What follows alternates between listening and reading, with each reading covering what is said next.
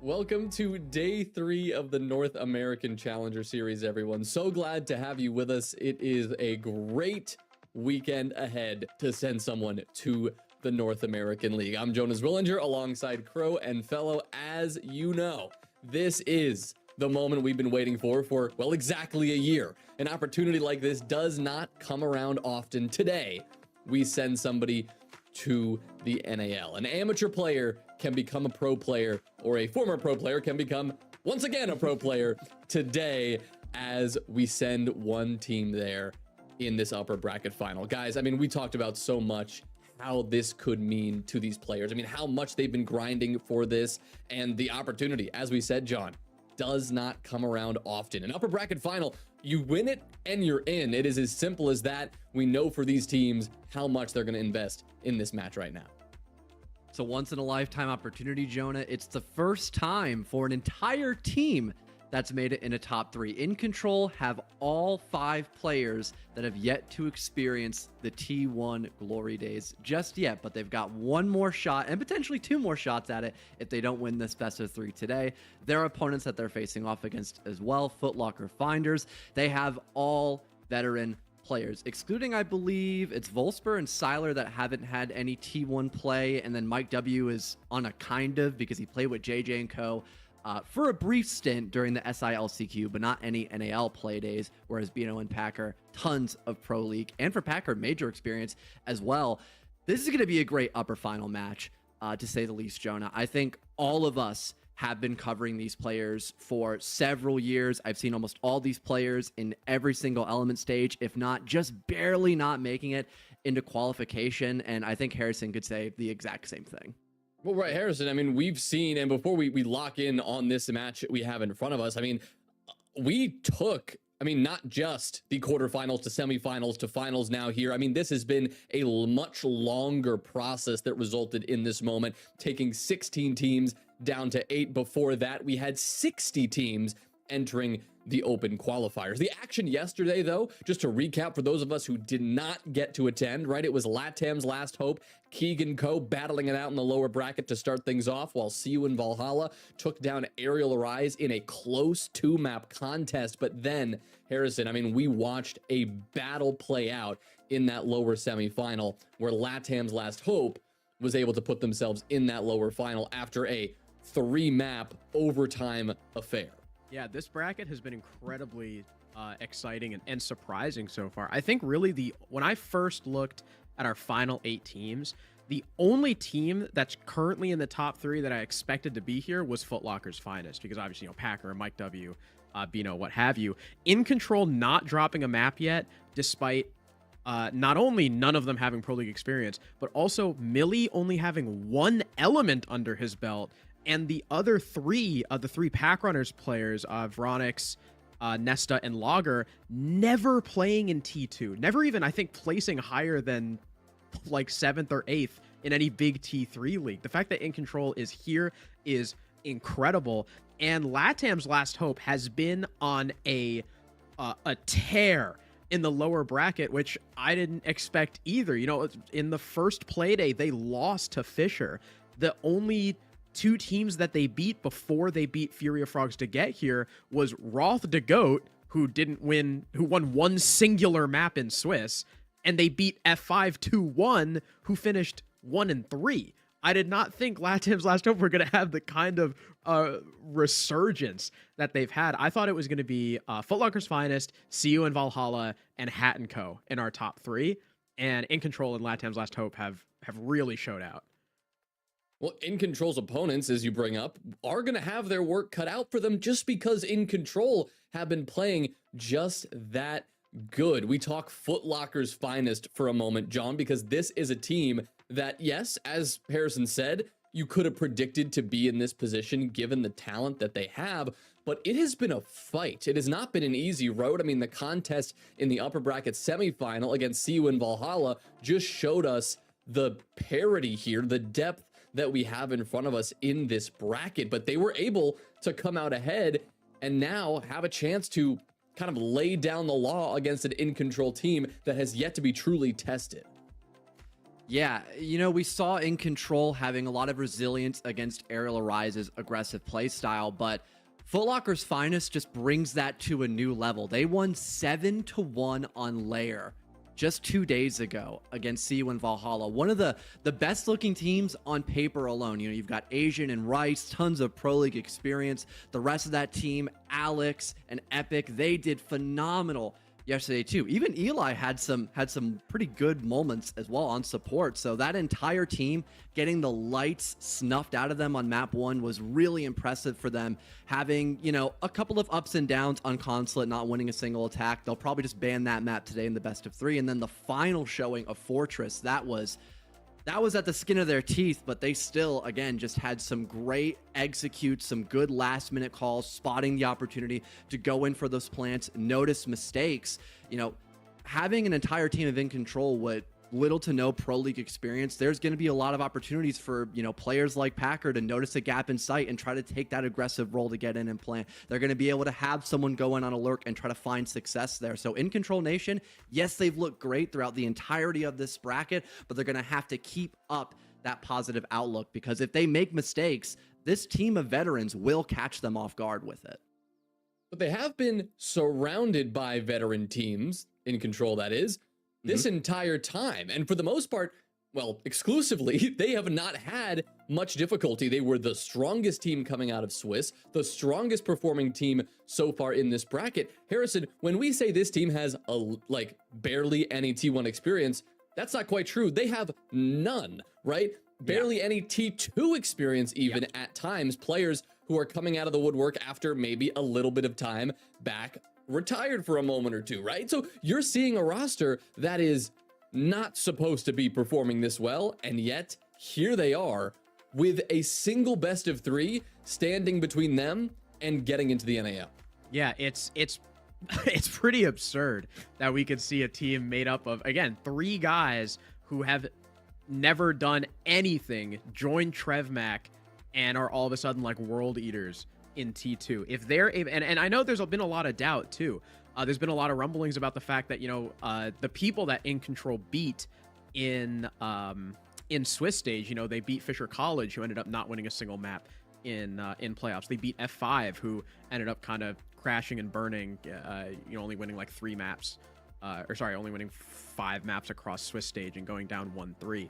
People were saying, they didn't really play anyone super, super hard in Swiss. That's part of the reason why they went 3-0. I mean, you even look at their opponents in the first couple games. Aerial Arise looked like just a troll stack, and then beat Keegan Co. They beat Keegan Co. in a really close game, just for Keegan Co. to then get completely blown out by LATAM's Last Hope. So I think there's still some doubt surrounding this In Control roster when you look at who they've actually played against and how those matches have gone to get here. But if they beat this team, I think that this one win is going to silence all the doubt and prove that they really do belong. There is a lot riding on it, of course. As you said, proving that they belong, and also could make a spot, could get themselves into the NAL while doing it. Let's take a look at where this best of 3 is going to take place. Very important that these 2 teams are locked in on the map bans as we dive into it. John, Lair is where we're going to begin before we go to labs as our 2 maps that we are guaranteed to see. What do you make of this? Color me shocked. I said they're probably going to ban Consulate because Foot Locker's Finest. They're actually the ones who didn't ban it. Okay, that was a little shocking, but I guess In Control aren't too comfortable going there as well. Both these teams have played Labs and Lair religiously in playoffs and probably the group stage. So seeing these 2 maps, it's not that shocking. Border is a little more surprising, but I'm sure Harrison would have more knowledge about the Decider map compared to the first 2, since he's the guy who I refer to as the map magician. He has so much info about map statistics. It's like his bread and butter. Yeah, the Consulate ban is actually, again, like you said, despite Foot Locker's Finest recently losing it, it's actually In Control's most banned map. Out of 35 matches they've played as a core, they've banned it 30 times. They do not mess with cons. So I'm sure that was probably something Foot Locker's Finest was really excited about, not really having to worry about that map. Lair and Labs are good maps for both teams, really. I mean, Foot Locker's Finest, they're limited play so far. They're 4-0 on Labs. They've played Lair once, and that was against you in Valhalla. They looked really good. Lair is one of In Control's best maps. They're 6-2 on this map. Border is one that, again, Foot Locker's finest. They're a newer team. They're 3-1 on, and In Control, though, really do like Border. They're perfect. They have not lost it as a core yet, but they also haven't played it since the second open qualifier. Actually, wait, I think the graphics wrong. Challenger mode is saying decider map is Cafe. Okay. Which is That still a changes good map. things. It's still a good map for Ink, though. They're 6-1 here. And they beat Ariel. They beat Keegan Ko on this map. They beat their only recent loss was to Hat and Co in the second qual. Oh, there's two borders on the graphic. Yeah, see, yeah, there's seven there you go. border band. Yeah, the ban is real. The decider is Cafe.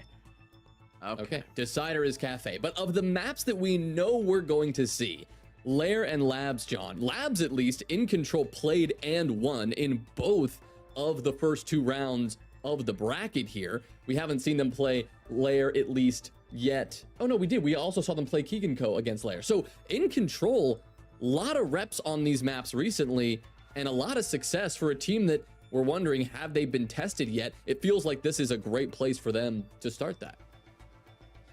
Yeah, especially looking at their lab statistics, they didn't lose a single attack against Aerial Arise. That is really impressive. I think our last game we saw of Latam's Last Hope, that was a complete back and forth on Lab's attack, right? You had a lot of rounds where there was a clash involved, a lot of utility focusing around the Mira or the Azami just to keep those positions like Raptors and Commander very secure. So having a team win flawlessly on attack is a good sign because you're going to run into annoying operators like that no matter who you ban. If you get rid of the clash, you're going to have a Mira or a Zombie. If you don't, deal with the anti-breach like Candid and Bade Cade and Bandit, you're gonna really struggle in that early round because you're forced to waste time getting the walls opened up to then push into sight. There's always a back and forth, especially on a larger map like Nighthaven Labs. So winning 5 attacks is phenomenal. That means they're working as a cohesive unit. They're problem solving when they notice certain operators in play. It's in general just a great foundation against a team that's going to throw problems at you no matter what. Well, the great part is for both of these teams is that this is their first chance to make it into the NAL here, but it is not their only chance. This is the upper bracket final. Neither team has lost yet, so the loser will still have an opportunity to play X Cruelty, Latam's Last Hope, they're calling themselves, for another chance in the NAL. With that in mind, though, I want each of your predictions quickly here. In Control or Foot Locker's finest, is it going to be the first time T1 players making it in, having that opportunity, or are we going to see maybe some former stars or some stars to be in Foot Locker's finest make it back into the league? Harrison, I'll start with you. My brain really says to go with Foot Locker's finest because these maps are still they're good for both teams, and Foot Locker's finest just have again that wealth of experience. Packer and Mike W have been teaming together for a while, too. So those two of the most important players on this team already have so much synergy. But then In Control, the same thing. Like while Trevmax the IGL, the other 3 guys, Logger on soft support and the other 2 kind of on more forward entry roles, they have a lot of synergy too. I think they're going to be able to keep it close. I think we probably go 3 maps, but I'm going to say Foot Locker. All right, John. Man, do I want to go against the grain here and say In Control? Because I know how good of an IGL Trevmac is. He's posted a lot of content on his Twitter, especially when he's playing in T2 a lot, just showing how good he was at adapting on the fly if something wasn't working out right. And again, I've mentioned for Foot Locker's finders how experienced their players are. If they want to just go a little crazy and just try to go for a run out or even just go on a flank or lurk at some point, like that's a very good option on Nighthaven Labs and Lairs because there's so many different sets of staircase stasis you can run up. You've got a lot of verticality on both those maps because they're so large. So the roam is going to be a big emphasis for both these teams, right? So In Control, I think, have a really good chance, but I'm not going to cut against the grain. I think I'm still going to go Foot Locker Finder. I'm going to be a lame lame commentator today and not go with In Control. But it would be so cool if they qualified for Pro League. Okay, so if that's where your predictions are headed, then I guess, Harrison, tell me about the world we need to live in, the things that need to happen if we're going to be sitting here in 3 hours and crowning In Control the next member of the NAL. Like, what occurred in that gap? Like, what worked well for them? What did they do successfully to get them into that spot, if that's the world that we end up living in? We know that they are a decent attacking team, right? The only half that they've played so far in playoffs where they didn't get at least a 3-3 split on the attack was Cafe against Ariel, and they went 5-1 defense. But that's also, that 5-1 defense is the only defensive half that they've gone better than 3-3. We're going to need to see improvement on the defense from In Control. We know they can attack, which is crazy that I'm saying that about a T2 team, because so many teams just cannot attack for the life of them. We know they can attack. They've been getting 5-1s. They've been getting 4-2s on defender-sided maps like Labs, like Lair. We need to see that defense get picked up. I don't know if it's just, again, In Control being a young team. Sometimes these young players find it really hard to sit still. We saw it from Keegan Co, right? They would have advantages on these defenses, and then someone gets caught out of position and the whole round falls apart. That happens a lot for In Control too.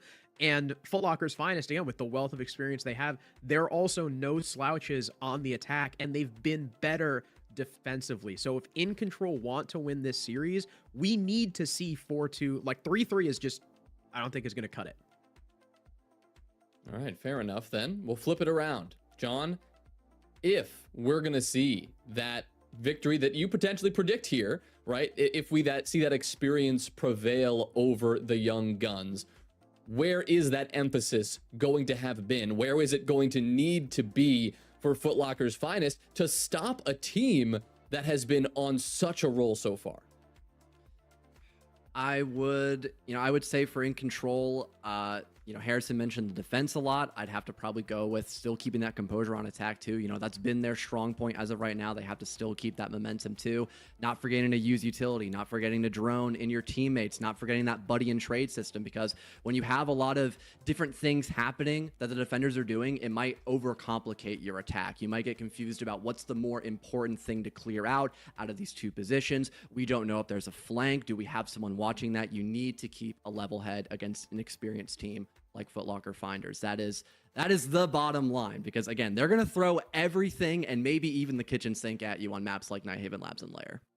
And that's, exactly what we're guaranteed to see. As Harrison, you mentioned, Cafe could be that decider map. You said still a good map like Border that we could see be equally competitive if we get to that point. I feel like Cafe does end up being that way. If that's a map, it's generally pretty competitive. So we'll see if things come down to the wire and go that far. But we start things out on Lair for a spot in the NAL.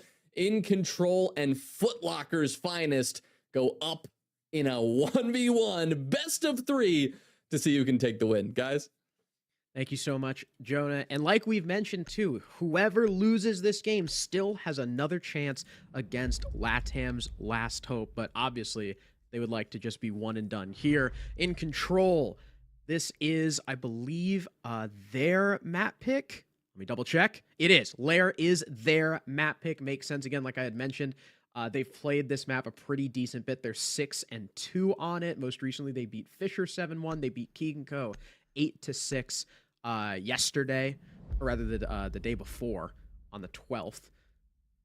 Starting on the attack, their favored side, taking away the Cade Bandit. You talked about that, John, right? Lair, wall heavy map, Labs, wall heavy map. Ink just do not want to deal with that.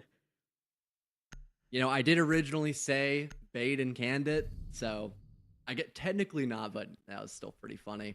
The Ying and Glass ban as well. We saw a lot of those two operators in play yesterday. Very helpful at establishing and execute. You've got those Candelas. 9 times out of 10, the only operator that can counter those Candelas that are available to the defenders is the Warden. Sometimes he's not in play, so you have to respect those gadgets. You've got 4 of those flashes. You could use 2 of them to clear out a roam or an extension, the other 2 into sight with the help of some smoke grenades, and get a plant down almost for free if there's no nitro cells or other utilities. So not having to worry about that the entire first half is going to be a big sigh of relief for Foot Locker's finders. And now this utility, like the Toxic Babes and the Tachanka Shimikas, are going to be easier to use in sight. You're not going to have to play as further back. You can still have them for the final 30 to 40 seconds to stop a plant. In control, obviously they would like to play for the objective here, but they also have some help to go downstairs. Loggers on the Deimos that can gather tons of helpful information, maybe get some vert as well just to apply pressure on positions like that little master table that, you know, with some Kibas can be a real pain to deal with horizontally. So having someone down below throw a nade just to deal with it quickly, very straightforward approach by In Control. So long as they don't have any roamers left to challenge them down below, which seems to be the case. I think Foot Locker is only extending up by Mezzanine and Skybridge and not having anyone play down below. Yeah, this is really the only site on the map where you're going to see this. All 5 players on the same floor as this site from round start to round end. Maybe someone rotates below for a C4, but there's so many spots in the site that you can arc a C4 from. It's pretty unnecessary most of the time. You mentioned Foot Lockers. Again, all this utility, Tachanka, Denari, Thorn, Smoke. There's so much to keep In Control at bay. Remember, like we mentioned, this is In Control's favored side. So we're going to expect something like a 3-3, maybe even a 4-2 here. Last time they played Lair up against Keegan Co., it went 3-3.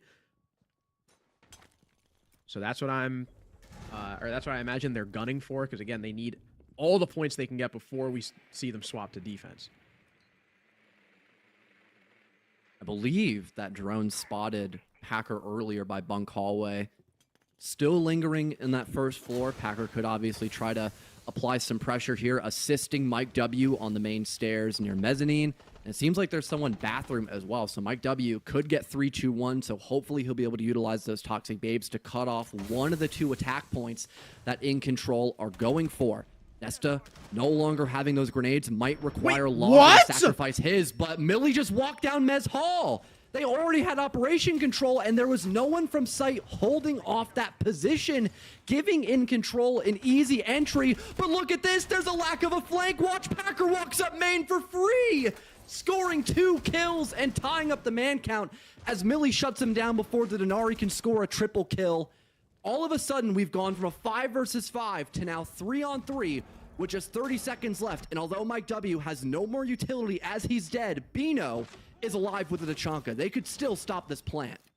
Flores going to displace Silo, but no room being made here. In Control, trying to barrel all the same direction. Millie now in the bomb site, getting this plant down, covered by the Sens. Silo looking for an angle to get through. Millie now getting burned away by the Tachanka fire, but he finishes that plant. He'll sacrifice his life for it as Silo gets picked off by Trevmac. Now a 2v2 post, Bino and Volsper have to try and find a way in. Trevmac covering from Mez. Veronix on the other side of the map in bathroom, waiting for Trevmac to get challenged before he goes for a back hit. The Tachanka allowed to rotate through. This is when Veronix is going to start to make his move. Volsper, I don't know if he's aware of it. The breach also open is going to make this harder for Bino. Volsper taking a lot of damage. Veronix from the back shoots Bino on the case, and Volsper has no time. He's got to get these kills. Trevmac finishes him off, and Inc. start on the board. What a gap to find there for In Control, right? You know, they spotted no one playing top Mez. They opened the operation wall for free. They're able to send Millie down through the hallway, getting rid of Mike W on main stairs so the rest of those teammates from the first floor can walk upstairs and help with the execute. And although they didn't have any flank watch, although Packer did find 2 kills running up main stairs, it was traded.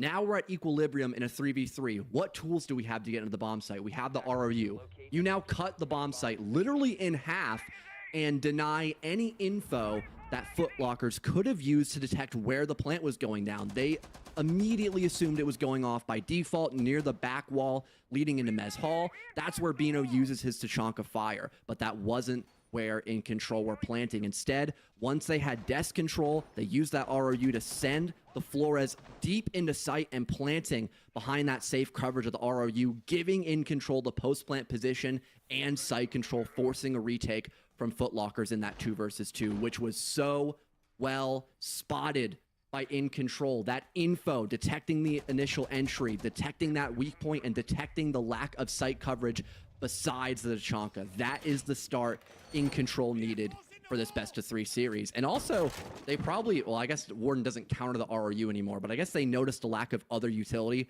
besides that Tachanka, which gave them the chance to go in for the plant once the RRUs came in. Yeah, it was a wonderful play from In Control. Again, showing us that their attacks are really good. Like, TrevMac has been brilliant so far this tournament against those defenses that have kind of been their weaker side.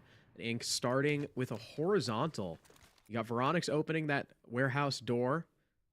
I think that was Millie outside the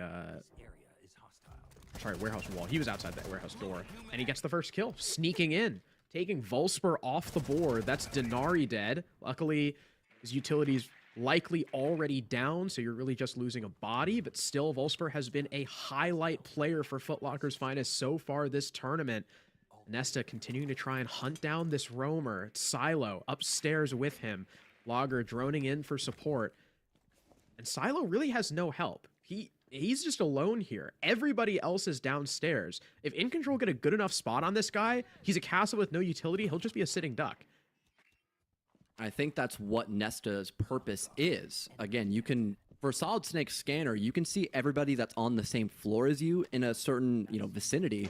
Maybe detecting just Silo up here could be their call to just send it and start establishing this vert, because Silo is not in a good position to take on a 2-for-1 gunfight. So instead of doing that, he'll back away into sight, forfeiting this top floor control, allowing Logger to use this skeleton key to gather vertical coverage onto the bomb site. And In Control, because they went primarily horizontal for this take, they're already inside of Missile. They've got tons of map control and can start threading the needle with the help of these flashbangs and maybe even the amount of pressure they have with this man advantage too. They could really just simplify with a trade game, and it seems to be the case right now because they're just barreling their way into sight. Veronix goes 1-for-1 with Tachanka, but Millie can't make his way through Missile. Mike W cuts him down. Nesta trying to join his team.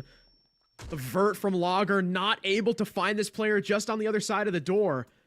35 seconds now. Positions revealed by Snake. He sees the active swing happening. Mike W's low on HP. The F2 should easily win this, but TrevMac is caught in the middle of the bomb site, despite Snake having perfect info on where Mike W was pushing through Toxin. Now Nesta has to wade through the gas, cut down by Packer. Logger's the last man standing, and his verticality has done absolutely nothing for this attack. Footlocker's positioning near perfect to make sure Logger really had no say in the round, and as he sprints in, Mike W gets a third. And around that completely flipped on its head for Foot Locker, that was a well-composed anchor by them. I'm a little shocked. In Control went from having a 5-3 advantage to really floundering that trade game. It felt like every single gunfight that In Control took was a 1 versus 1. Like you mentioned, Logger on the vert wasn't as helpful as we might have originally anticipated from the lack of roamers that he was forced to challenge upstairs. And with the Toxic Babes being thrown out, with the C4s and Shamika launchers being deployed by the rest of Foot Lockers, I guess In Control just weren't in a good enough position to go for an effective 3-2-1 or even establish a lurk there in that round just to have extra coverage on that execute. So Foot Lockers only having to worry about 1 or 2 doorways to stop that execute made things so much easier on them to simplify. So now the round or the match is tied up for now. We go over in a bunks and briefing with, I'd say, a pretty interesting lineup here. I'm surprised Foot Lockers are running the Thunderbird. That could obviously change, but there's no way. I don't know what to think about that one, Harrison. Okay, Solus Wakes makes way more sense. All right. Thunderbird is not good. Not great. Yep. There's no way around it. Like, already, really the only reason people played Doc wasn't for the... I mean, sometimes you see him played for the heals, like in the pot on Chalet and Library, but it was for the ACOG. Now he doesn't even have an ACOG. No one really plays him anymore. Healing is not the biggest deal in this game because of one-shot headshots. Like, sometimes it can help. There's the mental aspect of being low HP sometimes, but Thunderbird, it's just not worth it when you could, bring a Solus or a Smoke or something like that. So, makes sense that Mike W not going to be a troll with Pro League on the line. Figure that. For Mike W, I would figure that, him not trolling. I've seen him in some nasty clips. Speaking of trolling, dude, That can you believe I beat him in a free-for-all before this game? Yeah, maybe that's why. Maybe that's why just they're trying 1-1 right now. He was just trying to warm up, and I was terrorizing the lobby with Tachanka LMG. I'd like to apologize to Mike W. I killed him off spawn a couple times. I kind of felt bad. Bunk's our next site. They are continuing the typical rotation. They don't want to try master just yet. And what do we see on this site all the time, John? Basically, the whole team is upstairs. We've got Packer in security right now. He'll probably play site, as will Mai, just because he can keep regenerating these discs over and over and over again, because there's, we talked about it yesterday, right? There's 2 ways to take this site. 1, you fully clear the top floor, you use vert, you go down, you plant. 2, you take minimal upstairs, just kind of hold, open the wall, and plant shallow in sight. And in order to do that, usually there's a lot of smoke coverage. That's why you see the Monty being played, you know, Millie on the Capitao with those pinpoint smokes. While Warden is typically played upstairs too to help alleviate that, Solus can kind of do the same thing because the only guy that's really going to be in the smoke is the planter, so Mike W can find him easily. And Packer's going to be on site just so those smokes have a much harder time getting in. With the Thermite being in play for In Control, it looks like they're going to go for the exterior wall. Trevmac will do exactly that, having no struggle because of the Cade and Bandit being banned by this team. Yeah, they could just send in Nesta to plant from the outside wall, but it might be easier just to have him plant by the green door and using this outside breach as coverage and a cutoff angle during the post plant. Before they get the execute rolling, though, In Control will still take their time to clear upstairs briefly to not have this vert be as powerful in the mid to late round. Nesta providing a lot of information off that shield, allowing his teammate to cross into operation. So far, so good for In Control, but this is a very split attack for them. They've got, again, someone outside the open breach. Trevmac is downstairs on the opposite side of the first floor, just droning in the bomb site. And I believe Logger's on a cutoff angle near Mez. Yeah, he's just watching the flank right now while Mesta walks down in through reception. So everyone is so isolated right now. If Footlockers are able just to spot one of these attackers by themselves before the execute kicks off, that would be a massive pick. You can see how much of the floor upstairs has been destroyed to stop any walk-in from the breach, any potential plant on the door. The hatch being watched by Silo. Nesta tries to make his way through, but still, again, there's so much vert that Nesta has to worry about. Nowhere is safe for him to sit. We'll continue to just kind of dance around this hatch. Silo has been unable to find him so far. I think Nesta's just going to try and leave, and there it is, the vert finally coming into play.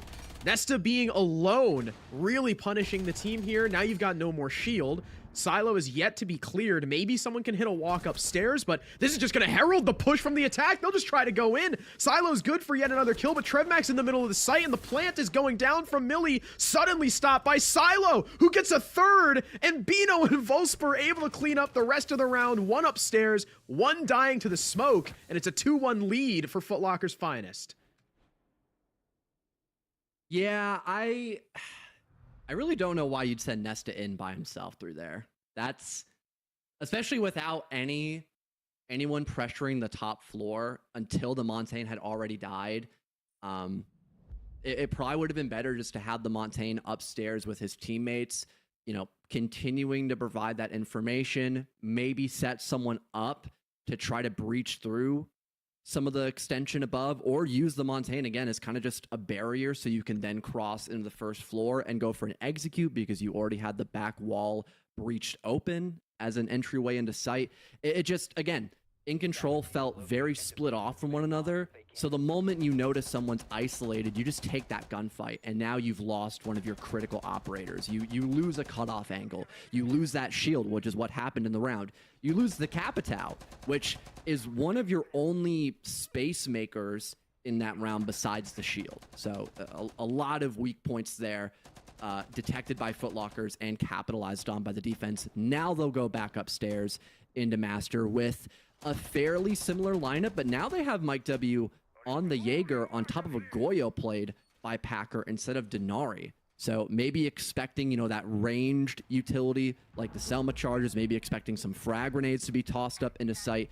There is now the ace being played by Trevmac instead, but Lager is on the vert as well. So maybe we'll see more emphasis downstairs from main, but kind of a similar take where you breach in through the operation wall and try to plant near that double wall position.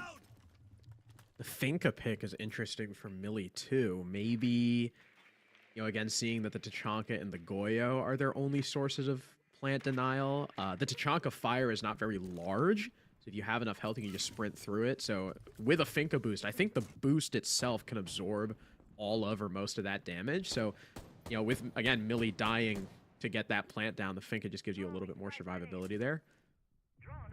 Lager is his position downstairs below the site. Worried about some of that verticality that was played so well by Foot Locker's finest last round. Packers down here in med, just around the corner. You could potentially hunt for Lager here. Nesta, Nesta is also here to support. But do they know about Packer, who's currently just slinking around, keeping an eye out for drones, making sure there's nothing there? Now, a Deimos track right here would likely mean his death. And there it is. He does get droned. Don't know if it spotted him. It did. And Nesta, I think, is just waiting for more information before he goes for it. And this is either going to kill Packer or force him back to the site. Info now on the Goyo. They've got a cut to try to rotate out, but Millie has the cutoff from the rotation. Great clear there from In Control. Did take a lot of time to establish it, but they've been rewarded with the entry. Now they can focus all of these, I guess they could focus all this vert now into sight with the help of Lager's skeleton key. They use the adrenaline surge as well to make a little bit of space here, have some extra HP to take these gunfights the next few seconds. And now they've got more info with the vert, with the drone still coming in. A lot of damage dealt there from the Thorn, but Nesta still wins that gunfight with the pistol. 50 seconds left still to get this execute, and they've got the ROU projectors once again to create that wall, allowing In Control to walk into sight for free and stick that plan. There isn't a lot of utility left either from Foot Lockers to maybe protect themselves from the master desk plant that we saw. Bino only has a couple of Shamika launchers left, and I imagine with 30 seconds to go, he might need to use them just to stop and execute altogether from this display side of the map. Right now, he's trying to stop the Deimos from making any headway as there's an active track on him, and through the Sens wall, in comes the Sens. Lager getting to pick off Bino, too. He's done so much work along with Nesta from below before finally getting finished off. Mike W able to get 2, but his teammate dies, and now he's in a 1 versus 3. 10 seconds remaining. Needs to win this fight. Takes the head off of Nesta, but all the while, the plant is being completed and finished by Trevmac. 2 versus 1. Mike W trying to make his way into Master Office. There's 1 player in sight, 1 player out. Though Millie is not quite far behind Trevmac, who's still playing just around Tetris. Millie waiting for his teammate's contact before he swings from the wall. Mike W fishing for information, but In Control is giving him nothing. Finally, Trevmac gonna try and keep him at bay. They know that at this point, even if one of them dies, all they need to do is waste time. Mike W aware of 1, looking for the second, but Trevmac takes that opportunity to swing, and Inc tie the score.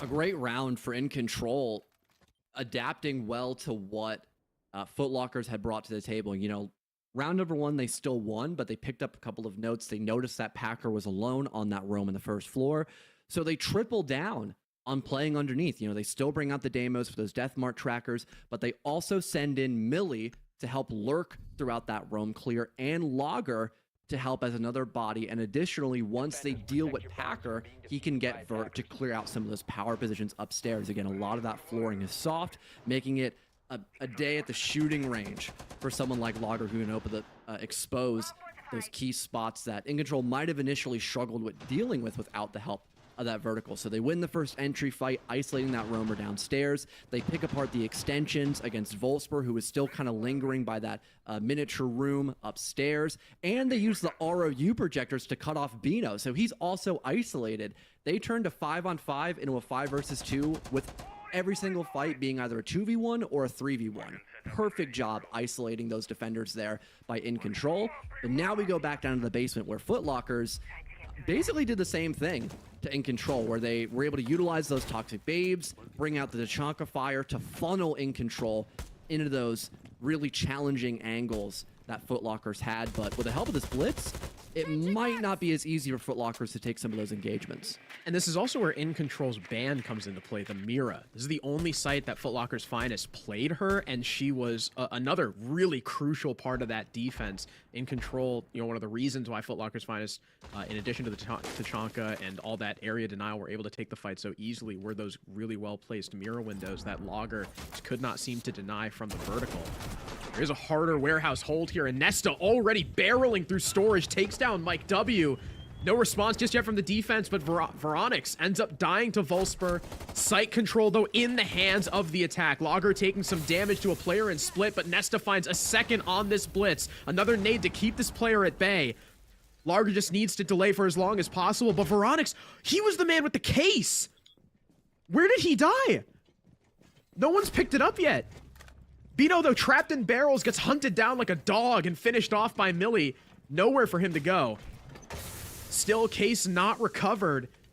Luckily, there's plenty of time remaining for them to drone out these last anchors, pick up the case, and go for something here. Millie finally picking it up now. Minute and a half, drone finding Packer. Info called out. Logger turns around just in time and avoids the engagement. In come a couple players. Packer dies. Now it's all up to Silo, and there is a blitz right behind him. 3 big kills for the Shield. The Mira ban works out perfectly for Inc. And nothing to slow them down either. I feel like the only stall utility that Foot Lockers could have used, you know, reactively there could have been the Goyo pack. I don't even feel like a Toxic Babe would have been quick enough to stop a blitz running at you like that. That was a great call from In Control. You know, they struggled with taking the round a lot slower, of gathering that info and allowing Foot Lockers to play comfortably in sight, having those funneled off angles. They just kind of went for a 50-50 call of let's just rush with the blitz and hope we can get past a lot of that stall utility. And it worked like a charm, because there was nothing like a Malusi or a Denari in that round for the blitz, or even an Ella, which has been brought a couple of times by Foot Lockers, especially on this site, Bunks and Briefing, which they'll go for the 6th round, the final one in this first half, with an identical lineup, I think, actually. So interested in seeing if In Control want to opt to change anything. Their attack was really split off for the most part. Again, they focused on getting one of the outside breaches opened up. Then in the minute 30 mark, they start rotating upstairs to just gather info on the extension up top, but didn't really clear it out with anything like the help of that shield or the Capitao. They just kind of took a couple of 1-for-1 gunfights and lost all of them. So it'll be interesting to see if In Control decide to challenge this top floor control head on, or maybe use the blitz again just to rush into sight and go for a cheesy plant. I like that In Controller. Now with no Mira, with, you know, the bans finished, they can bring out this blitz and get super aggressive against Foot Locker's Finest. But again, so much verticality was played in this previous attempt of the site that In Control really didn't have a good grasp on or idea on how to deal with it. I'm thinking that, you know, the blitz is going to be used for the clear. They've got Dokkaebi too. Again, big emphasis on smokes with the blitz and the Capitao as well. Foot Locker's Finest with basically the same hold, sending every single person upstairs except Packer, who's going to just be sitting on site, generating those magnets and making it a little bit harder for Inc to get their throwables in. So far off the info work by In Control, they're going to send a good chunk of their force upstairs. Veronix will use his pocket breaches to get at least the sight wall opened up, so they have another lurk spot or cutoff angle for when they try and go for that plant. Nesta, again, just being that spearhead upstairs. Operation room now gathered for In Control. Silo now has an Ella pocketed, though. Maybe expecting more emphasis on the shield by In Control, with the mirror now being gone. So this could be something that gets Nesta killed if there's someone to play off it, but instead Silo uses it a little more conservatively, instead throws it by the display hallway instead, in case Nesta overextends without someone covering him. Here's the smoke, maybe to help push up against that roam. Good map control so far here by In Control, but they still have to worry about these crossfires Foot Locker continue to hold. They still have 3 and make it 4 people upstairs, all working off of one another and their utility. They still have Vulcan packs to deal with. They still have Elegersmots to deal with as well, and the Toxic Babes that Bino is now disposing just to burn more time off of In Control's clock. But Millie makes his way in through bunker, catches the player on the half wall. That's Mike W gone, but he's instantly traded. Trevmac gives his team the man advantage, and now the blitz starting to come through. Takes out Volsper, long range ADS as the Goya was getting pinched. There's another response from Vino, trying to keep his team in this. There's a whole minute left for the attack to play with, though. They're looking so good on time. Vino softened up just a little bit, but the shotgun now comes into deadly range, but the nade forces him out. And now Packer, the lone man on site, has tried to rotate up to help his team, but is in a 1 versus 3. And look at In Control's players. They have hit the brakes. They know they have full control.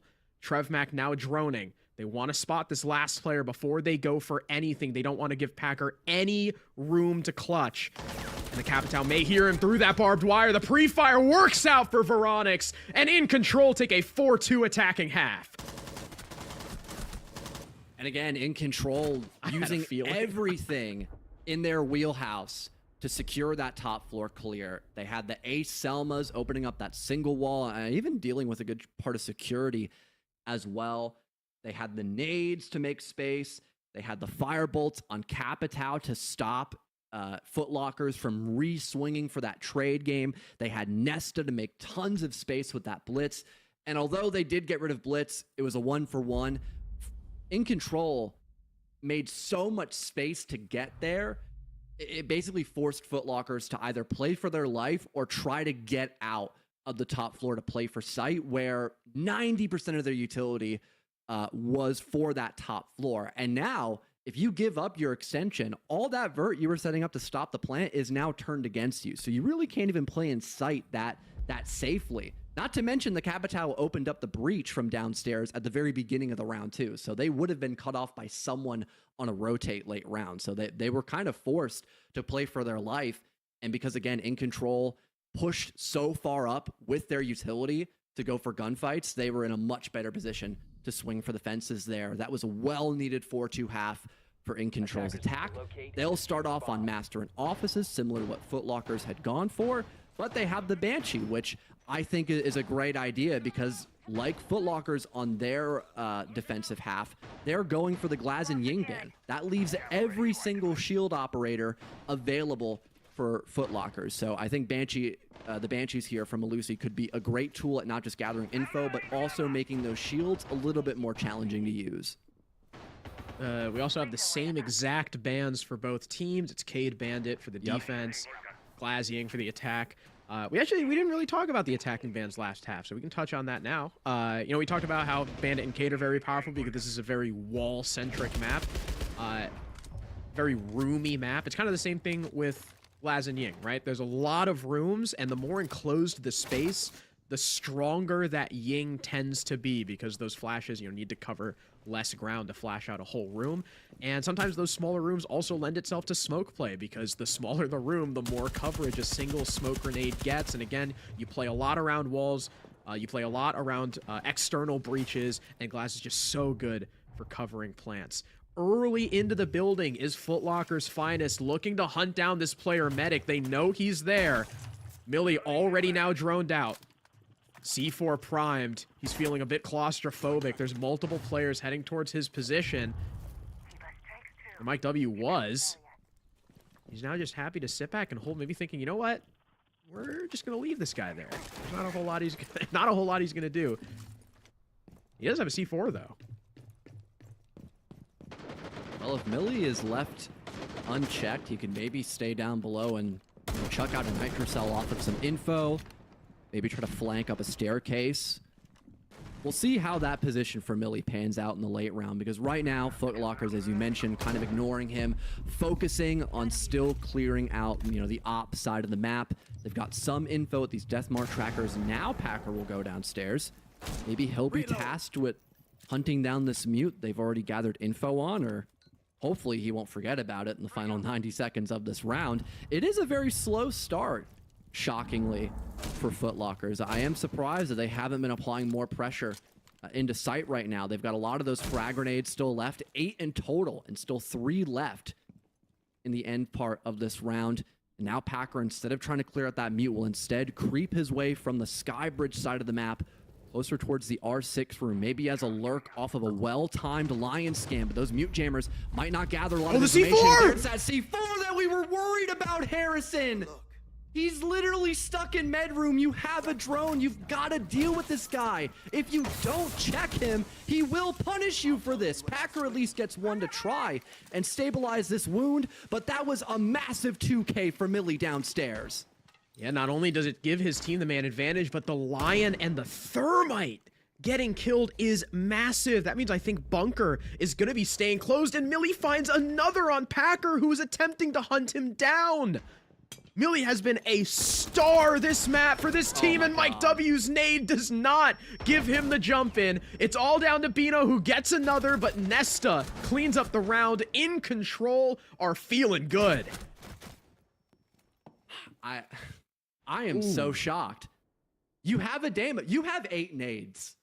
I think you can commit at least 1 or 2 of them to killing that mute, and that's just reassurance that you're not going to get flanked, you're not going to get C4'd from downstairs, you're going to get a man advantage or a 1-for-1 trade. Why not just simplify there? Instead, Footlockers actively chooses to ignore the mute, and they reap or they suffer the consequences of their actions. Millie lands a perfect C4 off of info. Someone must have calmed, hey, they're breaching the main wall. Do we have a C4 below? Millie responds, perfect C4 for the 2K and a triple kill on his return back to site, making that lurk from Packer near useless because the man advantage in control now have. And it's an early timeout, I would say. It's the beginning of the second half here from Footlockers. Probably Packer and Vino trying to communicate, saying, hey, we can't keep letting in control getting away with matter of or moments like this where we see someone isolated, we can take a gunfight on them. We need to be sending people in to solve these problems, because if not, in control will punish us for ignoring them. Millie is 10-4, and if his ISP was still trolling him like it was a couple hours before the match, he might be on a hot spot. So yeah, that's like LeBron flu game, or not LeBron, Michael Jordan flu game. Wow, I really mixed that up, dude. Wow. I'm stupid, oh bro. my I'm God, stupid, you just bro. mixed MJ and LeBron? I didn't make, dude. Okay, I have an excuse. I was watching Deadlock Instagram reels, and this guy who I follow has the LeBron James Abrams skin on it, so I just was thinking of that. I'm sorry. You got the king on the mind. I think that's a reasonable excuse. Okay, I think that's reasonable. I think about I love the king Abrams sometimes. James. He's one of my favorite Deadlock characters. I think about the king almost every day. You're talking about Sing Millie, You Are My right? Sunshine. Millie the King. Sure. Good answer. Does Millie have his own Hennessy? I don't think so. If you get creative, Is Packer about to and just, walk in like, with sludge shotgun? All right, never mind. Nothing happened. You can continue. I was gonna say, if you put some tape over it and then write his name on it, Oh, you true. will. I just need a picture of Millie. Oh, Nesta, dude. Nesta knows something's up. He knows something up. Huh? He's gonna What was that noise? replace a gas canister for some reason.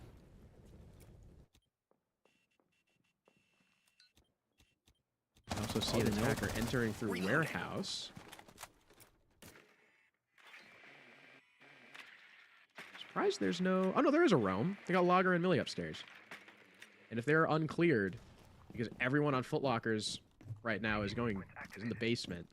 If they remain uncleared, we could see another quite punishing no clear play from Ing. Well, Wolfsburg does have some info at least. Maybe looking to swing off of that once the Vulcan pack is gone. Going in for a ping, perhaps. Giving a lot of good info here from Mike W. The Logi Bomb's now up as well. They'll go in for the call. Tons of info to work off of. Bino even has a drone on 2 right people here? upstairs. Do they not know about that? Do they not see the drone right by their feet? This could be a free kill for Footlockers upstairs, but they're still just taking their sweet time in this round. 2 minutes burned away, and in control, remain comfortable upstairs through the wall. Packer downs Millie, And there's no rebuttal from Logger as he just hides beside the pillar here. Entry going the way of Footlockers. They're now technically in a 5 versus 3 with Millie. Probably not able to be picked up in this round. And now it's down to a 5 versus 3. Officially, the plant is being completed here from Silo with there being no response from In Control. They have no utility left. Nesta's used all of his toxic babes. They've got these long angles to worry about here from Footlockers, and it is flawlessly done by the attack. Doing a great job of just setting the tempo early, forcing out those Vulcan packs, getting rid of the toxic babes, and just barreling their way into sight once Packer was able to distract that vert upstairs. Yeah, really well done from Packer and Bino, who had the information for him, downing that Goyo upstairs, preventing the Malusi from really having any impact on the round until the dying seconds. And all the meanwhile, Footlockers were sneaking their way into the site. You saw Mike W basically right in the middle of it, fighting that Mira in split. Silo able to get into position to plant. And that was just a really good split take from Footlockers that In Control clearly did not know how to deal with. I'm surprised that they didn't have any kind of drone denial upstairs with the roam. But that's how it goes. Now they'll try bunks. Upstairs extension, of course. Pretty similar to what Footlockers' finest were going for with the smoke. They've got the Jaeger rather than the Wamai to play with. They've still got the Goyo too. I think the most jarring thing here is that In Control don't have a Solus or a Warden. So if this comes down to a smoke plant, like unless they get lucky, they're not killing the planter. I like the change up here from Footlockers as well, introducing the Brava. We've seen tons of Malusi in play for In Control. So now having something that can directly counter this operator is going to make pushing through the map a lot easier. It's going to lower the info that In Control have a lack of because there's no Solus in play this round, because there is no Warden that can see through those smoke grenades, which there are a few, or at least just a pair. For Footlockers in this round. And they also have Solid Snake, which could be great to figure out how many people are upstairs playing this extension. It looks to be 4 people right now for In Control. I almost said 3. So if they want to contest this head on, it could take a while to kickstart dealing with these power spots. But they do have a lot of frag grenades and the potential as well just to have Volsper on that lurk because he can provide himself so much information with there being a lack of mute. Oh, first fight, tough. Silo unable to get the head on Trevmac, so the Azami persists on these stairs. In Control, not with quite as heavy of an upstairs play, and Millie just dumpsters Volsper through the wall. What a wall bang. And that takes down Snake. That is a ton of easy info now off the board for Footlockers' finest. They're actually going to have to drone everything out. Packer taking even more damage, and you can see the trepidation here from the clear upstairs. They don't quite know how to deal with these fortified positions on green stairs. Up towards storage. Inside R6. Footlockers is at a standstill. Really having no more response with Volsper gone and this crossfire unable to be dealt with a lack of shields. Nesta lands a beautiful shot on the Silo, getting rid of the gridlock. Now there's no more frag grenades left as well. The lack of space here from Footlockers clearly showing as In Control seem comfortable with swinging for the fences, even now backing up instead of doubling down on this push, forcing Footlockers to enter into the labyrinth that is this top floor extension. Mike W forced to play up front. The Toxic Babe now burning more time as well. It just seems like Footlocker are out of resources to make space, and they're out of bodies to throw out the problem as well, as Nesta gassing away the last bits of HP from Mike W. Bino is left to maybe just try to lurk into sight here. He's good for 1, but now you've got all this vert to worry about. You have diffuser control, but I doubt Bino will be able to get this plant off without sacrificing his life. In Control, getting some new angles as well, trapping Bino in this corner of sight with just 7 seconds left to go. He'll get off the case to solidify at least 1 kill, but Trevmac is there to greet him with a couple of bullets. Match point now for In Control, as you know, after a choppy hold downstairs on the tank room, they immediately bring it back by not letting away from Foot Locker's attack on that top floor clear. I like this entry denial style of play that In Control brought out on bunks. Again, you know, I was saying it. Don't know how I feel about like 3 players upstairs rather than the 4 that Foot Locker's Finest had. I didn't know about not really bringing a Solus or a Warden, but Foot Locker's Finest, instead of going for, you know, that typical smoke plant because of the player on green stairs, they were forced into the full clear, and it played right into In Control's hands. They had a stalwart hold green stairs. They had a stalwart hold R6 room that Foot Locker's just could not break. In Control are fighting for every inch that they have on the map.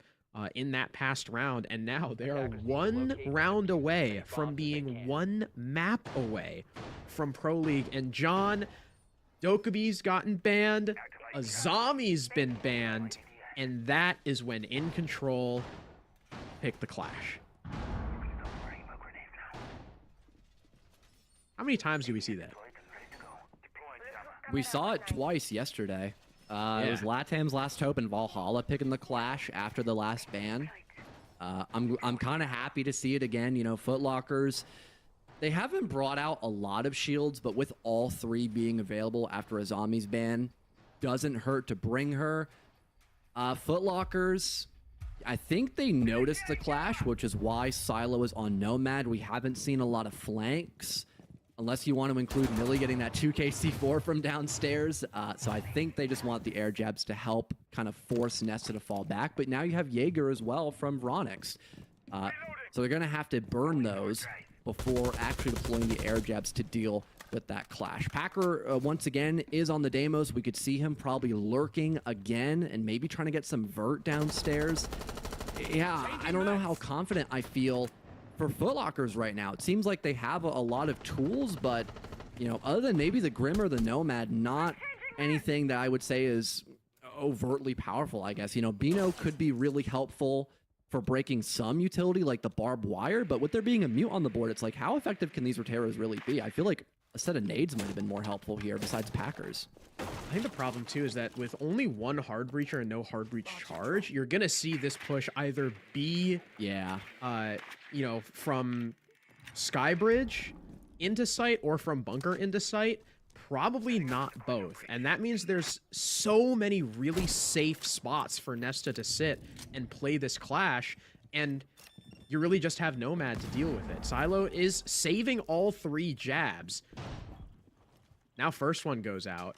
I imagine these jabs are also going to be used, you know, to help try and counter Nesta, but again, don't know how confident I am that they're going to be able to deal with him properly with now less than half the round remaining, and only now is Volsper opening ops. Mike W trying to make his way in through bathroom towards the hallway. Fighting against Veronix is a lot of damage to the Jaeger, but he's able to just back off, and look, the Clash starting to move into position now. Yeah, hunting down this isolated Grim. I think that's the right call to make here. He deploys his shield. Mike W forced to hop out, and he's a dead man walking. Wow. In Control. He's saying, you know what? You want to push in a bathroom? Yeah. Fine. Choke on this. And they just punch him. What a Nesta, great call there from In Control. Kill this guy. Yeah. And here he comes. In Control. There's the air jab. The Clash just simply walks past it. He's like, I do not care about your utility, buddy. You gotta challenge me if you want to deal with this. Air jab, not even being shot by Trevmat because he doesn't want to give away his position behind the wall. 10 million IQ there, but unfortunately, the Clash has now been dealt with Volsper. Good shots landed, and even Trevmac detected as well, maybe from a different position that we just didn't see in that round. Yeah, Volsper got into the double wall by storage and opened it up. What a play there for the ace, and all of a sudden, Foot Lockers, yes, they botched the entry, but just Bino and Volsper walking into sight. Get the job done the old-fashioned way, and as Packer lurks up main, he puts the final nail in the coffin, and we'll see another round of Lair, Harrison. And this has been kind of the issue for In Control on a lot of their defenses, where they have a fantastic start, right? They're fighting tooth and nail for every inch of map control like we saw in the previous round. They see Mike W isolated in a bathroom. They say, hey, Nesta, come kill this freaking guy. He can't escape. They rotate Nesta towards that Nomad, too. but then they, like, in all those moving parts, they start to leave holes, like Volsper being able to make his way into storage and catch the back of the clash that Trevmac is trying to swing off of and loses his fight to Silo. It was a very close fight. Silo got lit up to 1 HP, but still Trevmac loses it anyway, and everything falls apart for Inc. because now they don't have their smoke Tetris, they don't have their linchpin of the clash, and all these other defenders are kind of on the outskirts of sight. They have to try and fall back in, and that's when someone like the Deimos, walks up main stairs and is able to strike along with Bino, who I think was coming in by display. Still, though, 2 rounds to go before overtime that In Control have to try and solve this now basement site where they lost the previous attempt flawlessly to Foot Locker's Finest after a great top clear from Packer and someone else, I can't remember who was helping him, into the execute with Mike W, just in the middle of the site. Foot Locker's Finest obviously going for something a little bit different. They don't have the sled shotgun on Packer. They've got Mike W on him. They've got Packer now on Flores. They've got a much more typical lineup. Volsper's probably going to just help these players clear into the middle floor and then act as a pseudo flank watch while they get their vert down. I did love that combination yesterday of the Dokkaebi and Deimos to shut down the Scopos. I thought that was so cool. We won't see that really this round. Instead, we'll see Mike W just kind of creeping his way downstairs, honestly. I think off the work of Volsper's drone in the prep phase, they noticed a lack of site presence. So instead of trying to clear a majority of that top floor, they'll just go kind of horizontal, maybe looking to get this site pressure and look for a chance to plant. There is vertical, and Veronix is playing Solus. So if they notice that, the attack aren't clearing them upstairs, they could just deduce and figure out, hey, maybe they're in sight, and figure out where exactly this plant is being attempted. Now Nesta will creep his way back downstairs, avoiding some of this utility. Ooh. Looking for a gunfight, potentially. Sol or Silo loses a bit of HP, and it looks like for now, Foot Lockers are just at the precipice of trying to get into sight for this post plant. Volsper barreling his way in the middle of lab now, looking for this Malusi. Nesta takes a ton of damage, is now stuck in this corner. Where's the help from the rest of his team? There's a nade with his name on it, and he is no more. Sight now opened up for the attack. Plant going down from Silo. Here comes the Scopos looking for something. Finds the back of Mike W. The plant being completed, and he's on the other side of the wall. The Scopos far too late to deny. Volsper now a second kill. Silo traded back by Trevmac on the retake, but he's only going 1 for 1. Packer still upstairs to try and stop this Solus, and Goyo gets one, can't get the other. But there's so much work for Logger to do now in a 1v2. He's got to try and drop in. Find the case, find both of these last 2 attackers. Volsper still has plenty of information with Snake's gadget too, and look at how far they're playing. They know they can just play for time. 14 seconds remaining. Logger has got to get a move on, but he has no information to work off of. Just around the corner is the Snake. He wins the first fight, but there is no time remaining. Foot Locker's Finest stay alive for at least another round. And again, off that early round information, Foot Lockers, they spot a gap. There's no one playing in sight. We should just start pushing from missile, pushing from that outside door, connecting into sight, and try to go for a plant. They might not have vert on any of the angles, or any of the positions, I should say, where we can get a plant down. That was the case. I don't even think Solus knew where exactly the plant was going down, didn't know an exact location. Giving Foot Lockers an easy post-plant position, the lurk from Packer in the late round as well to cut off the rest of In Control that were still playing upstairs was a great move as well. He wasted a lot of time. He got 1, if not 2 kills as well. That was a well-recovered round for Foot Lockers, punishing In Control on their sluggish retake back into sight. Like you mentioned, the Malusi, I think that was Nesta, was alone the entire time. I would have thought that they might have either been setting up better vert for in the bomb site or sending another person downstairs to assist Nesta. Instead, they kind of left him to die, and that just gave Foot Lockers everything they needed to hit the go button and commit for that post plant. And it's not like the first time that they did that either. Remember, like last round, Packer tried to go fast storage before going upstairs. And then we switched to Mike W's perspective, and he's in the middle of lab. I'm really surprised that In Control weren't way more ready for that, but I like the timeout. 6-5. They talk about their final defense, what could be their final defense on Master, typically the best side on the map.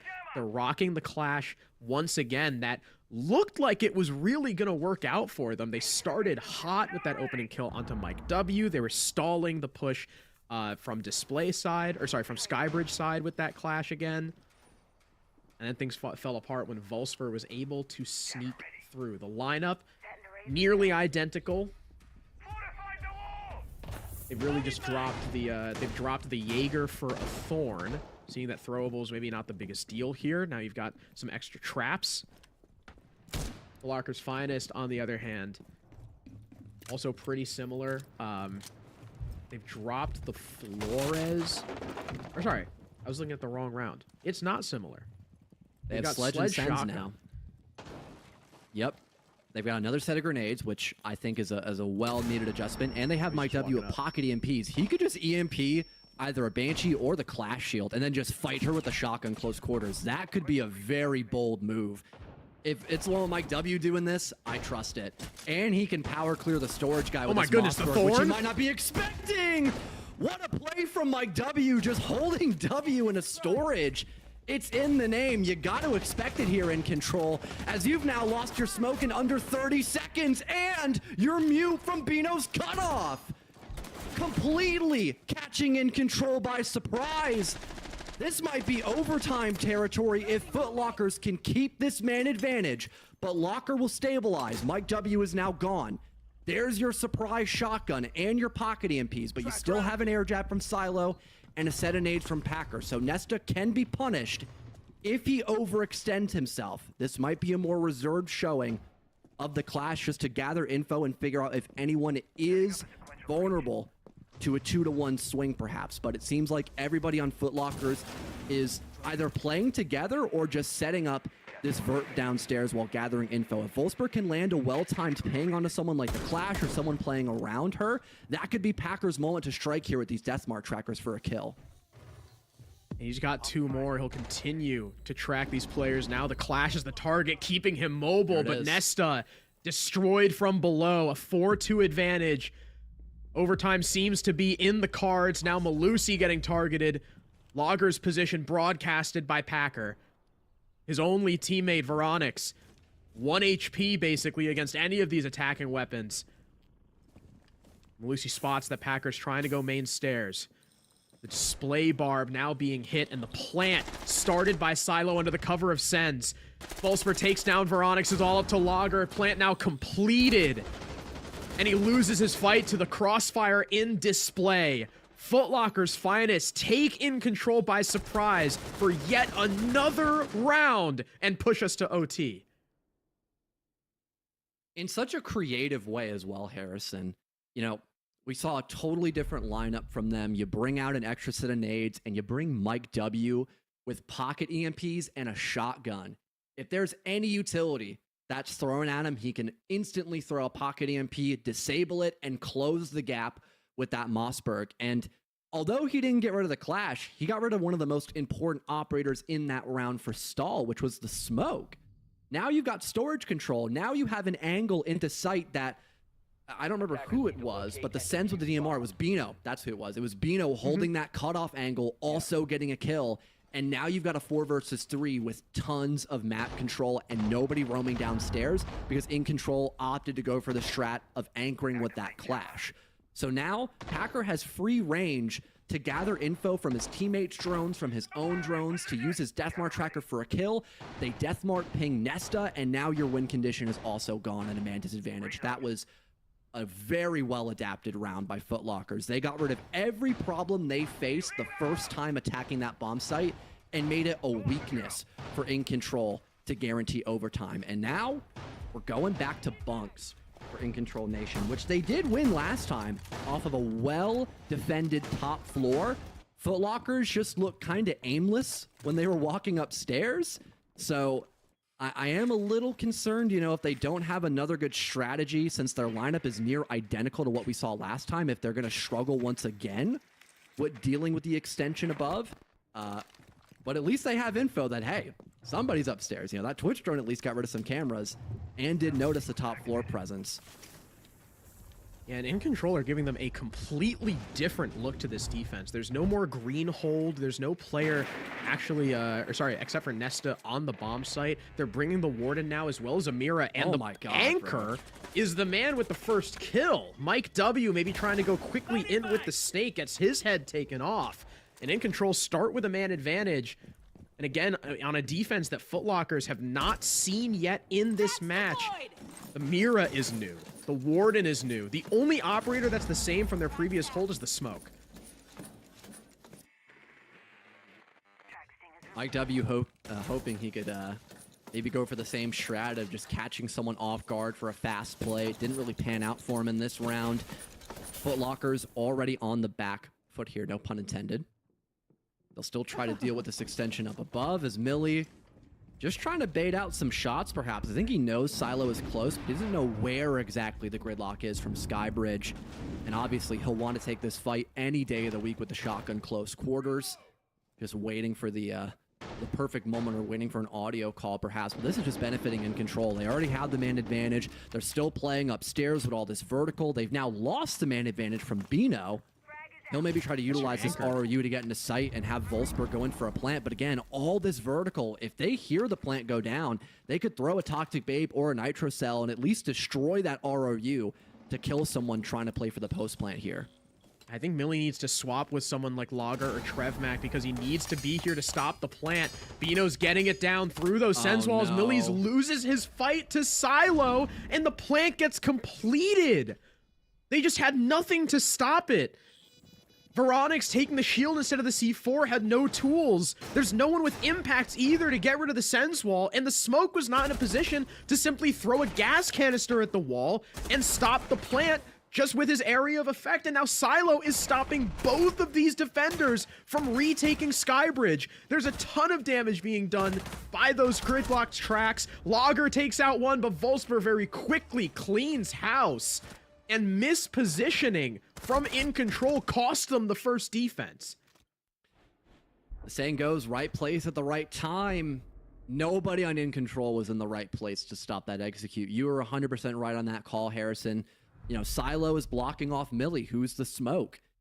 You know, even though the RRU gives you visual coverage, if you have a Toxic Babe thrown near it, the Smoke will still go through that RRU projector. It'll still stop Bino on that plant and give In Control time to recuperate upstairs. But again, Millie was being guarded by Silo, which I didn't even highlight there, so I'm glad you mentioned that. You didn't have the Nitro Cell on Warden because he brought a shield, and the Mira also wasn't in a position to trade places with the Warden to then use her Nitro Cell to stop that plant or to break the RU projector. So really good gap protected there from Footlockers. They now take the lead for, I think, the first time, well, not technically first time in this series. They were up 2-1 in the beginning of the first half. But since then, In Control have been dominating the scoreline. They did an incredible job in the end of the first half, leading into the second half as well. Now they're on the back foot here, and they're going for, I almost thought, a similar rush. They've got the Blitz in play. They have the Finca, Nomad Sledge. I think they're just going for broke here, Harrison, with this lineup. This just screams a rush to me. Yeah, Finco, Lion, Dokkaebi, Blitz. No way it's not. Nah, they're doing a full top to bottom. Yeah, never mind. They're not together. They just really want to annoy the defense, I guess. With Dokkaebi, Maybe it's Lion, a fast and clear Blitz. above them? All right. No, I mean, it's not very fast either. 30 seconds. No one's in the building yet.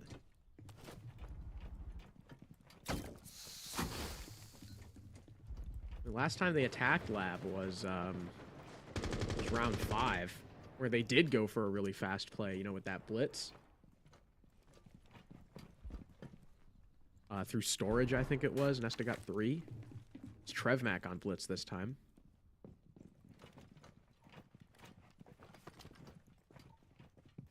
Oh, is this it? Here we go. In comes Trevmac. Plenty of footholds to worry about. His wave getting cleared by the sledge, stopped by the Azami.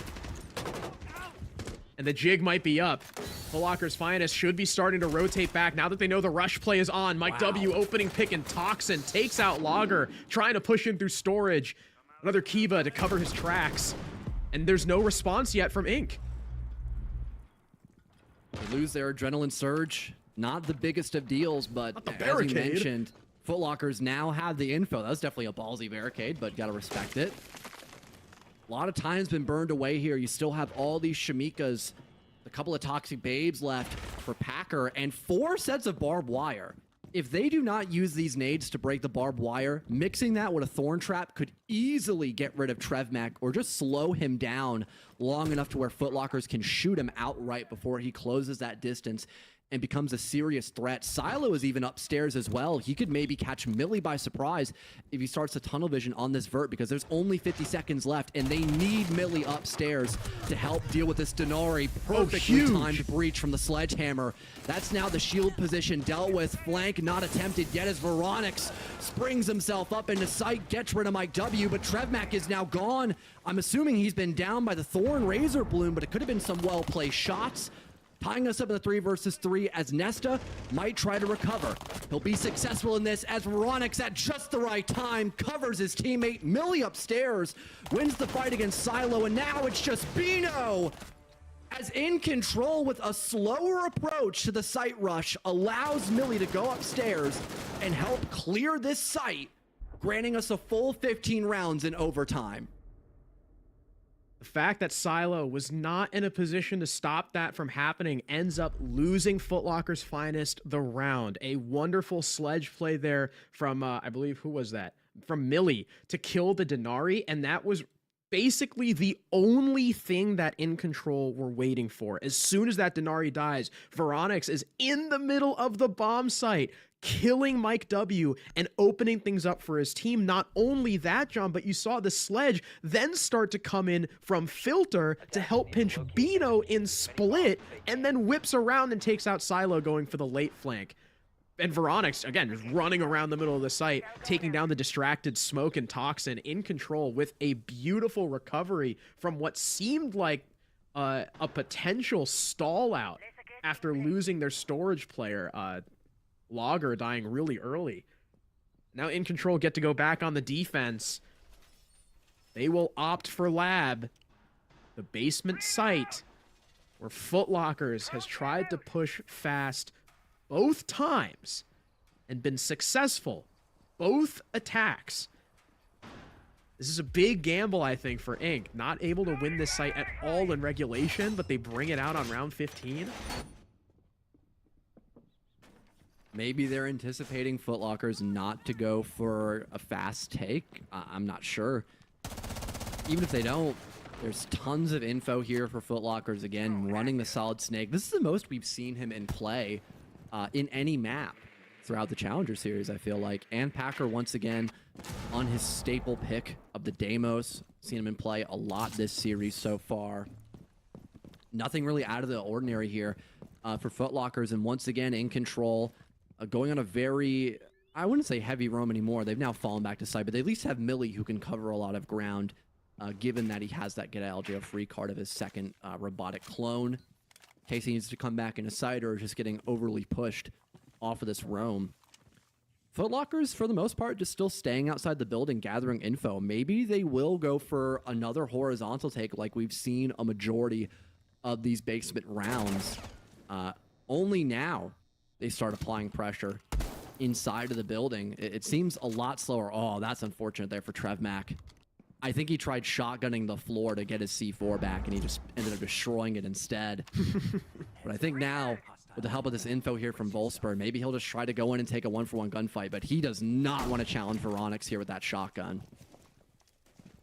There's almost no way to kill Veronix unless you hit the pre-fire of a lifetime. And Millie, with yet another opening pick, starts things off. Volsper very quickly refrags onto Veronix, and Packer, running through Toxin with the shotgun, takes down Trevmac. The smoke and the Mira now gone.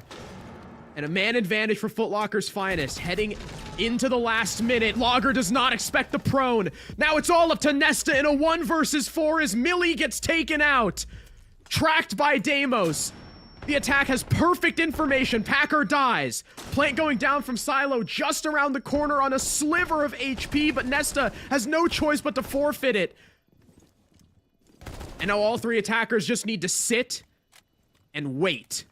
1 missile. 1 on the case. Mike W. He's the man in Toxin with the shotgun out.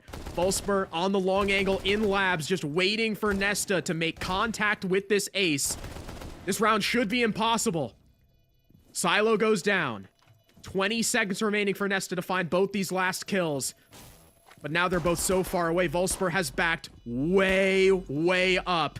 10 seconds now. Mike W loses his fight. 7 seconds, but he doesn't get on it in time. Foot Locker's finest just run amok in the bomb site yet again and take the map away from Inc.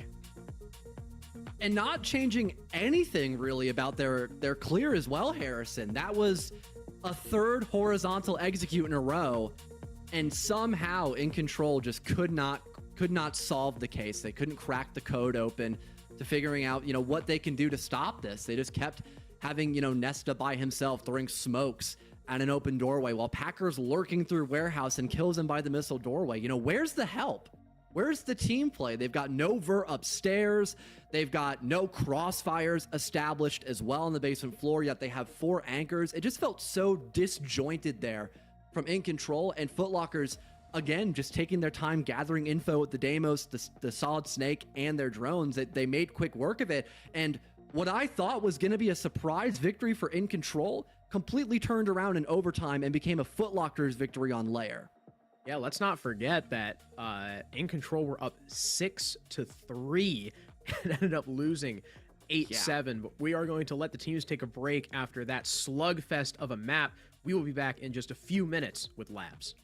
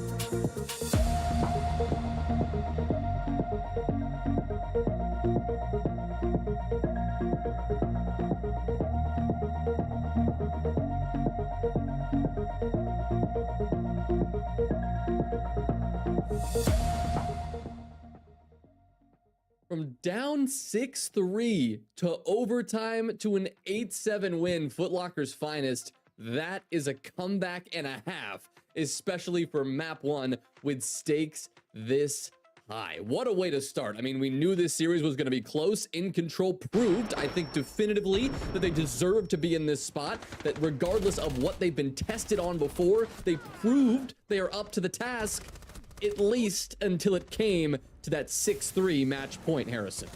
Yeah, and it's more of what we've seen from In Control when they do struggle. It's that defensive side that they couldn't lock things down on over and over and over again. It seemed like they were just getting caught off guard by Foot Locker's finest walking at them. How many times? I mean, all 3 rounds that they defended basement, Foot Locker's finest just walked at them downstairs, and they ended up losing.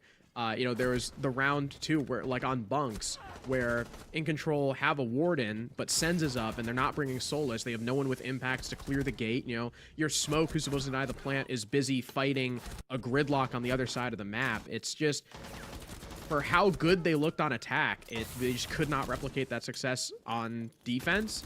And Foot Locker's finest just kept hitting the W key because it kept working. Yeah, and again, In Control, they started out great with that 4-2 split on attack. They won their first defensive round. Foot Lockers immediately went for a timeout. They're like, guys, we're not even clearing out the mute who's isolated downstairs. We have to change our pacing. We have to change how we're playing together as a team. What do we see? We see more emphasis on info ops. We see the solid snake. We see the Deimos. They did so much for getting info, working vertical, and clearing out power positions against In Control, and that started giving them more entry wins. That started giving them more map control to reset mid to late round to stop In Control from having successful defenses. They just did a fantastic job of spotting gaps. That consistency we highlighted from every member of Foot Lockers showed up after the early timeout, and In Control, I think that lack of experience was kind of there as well. They lost all of their steam, and like you mentioned, from that 6-3 lead they had, it just crippled because, you know, they couldn't stop the exact same rush 3 times in a row on Lab and Storage. I mean, how do you let that happen 3 times on the exact same bomb site? Right, it's hard not to look at what happened in those final 3 rounds and go, was it, you know, the old-fashioned jitters? You know, you are potentially taking a map win to set yourself up to go to the NAL for these players who have not been in a situation like this before. I mean, there's no doubt that it was on their mind in that situation. But Harrison, you got to give credit, I mean, to the members of Foot Locker's finest who turned up in those final few rounds. Packer hitting double digits, Bino dropping 14 kills by the end of that affair. Packer especially with those 2 kills in that final critical round on the attack on match point. I mean, they played like a different team in those final 6 rounds. I think you have to look at it that way. Absolutely, yeah. Bino ended up the top frag for this team, which is something he's done a few times now in a Challenger series as a guy who's not really known for his fragging prowess. So really got to give it to Bino for really stepping things up, you know, kind of like a Mr. B-esque glow up, I guess, in terms of firepower. And yeah, the resilience from Foot Locker's finest, you know, not just in the score, but in the individual rounds too. Millie, just by himself, went 7-0 on entry. The entries were going far and away in Control's favor. I think Foot Locker's finest only won 5 out of the 15, and still they were able to battle back over and over and over again. Again, especially on those attacks when someone like Millie or Nesta was getting an opening pick on that defense, but then someone would instantly trade, and then that one guy dying would open things up for Foot Locker's finest to just walk around and kill everyone. That's the thing within Control, is you can hope that maybe they got the jitters out now, right? Maybe all of that potential chaos that ensued in those final few rounds, maybe that's out the window, and now they can settle in. Now they can lock in and find their stride. But John, if you're in Control, you also have to be a little concerned that Foot Locker's finest have now found their stride as well. A slow start, and what a finish that was. You pivot now, going from Lair to Labs. What do you make of this second map for these teams' chances? I mean, do you think Foot Locker's finest, coming into their own map pick, could take this one right here?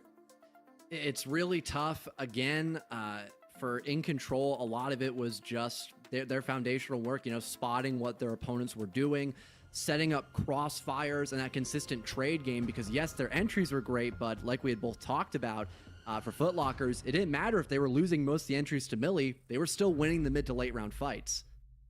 Well, Foot Lockers are a single map away from going to the NAL. Mike W, Volsper, Silo, Packer, and Bino have a chance to head to the league. They can do it here with a win on Labs. Guys? And once again, like we mentioned, it is Foot Locker's finest map pick. They took away In Control's map from them. Now, though, John, I do have to say, I feel... Although Labs and Lair, you know, they're big 3-floor maps, they're very wally. They can be Lair a lot roomier than Labs, but Labs can still be a little bit roomy, especially on the basement, right? I feel like it's harder to do what Foot Locker's finest was doing on Lair on Labs. Like, it's a lot harder to just hit your W key, walk in with a shotgun and kill 2 people, because the rooms on Labs tend to be so much bigger. There's a lot more cover in the middle of the rooms on Labs, not quite as close quarters, so we might see a different style of attack from Foot Lockers once we get to that side. First, we have to get through the first half. In Control, picking attack. Here on Labs, again, it is their favored side. Up against Keegan Co. a couple days ago, they went 4-1 in 5 rounds on their attack here on Labs.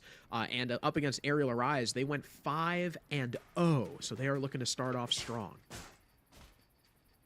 I do kind of agree with your initial point in terms of, you know, the map differences between Lab and Lair. I'm sure we can touch up on that a little later once we move into the second half.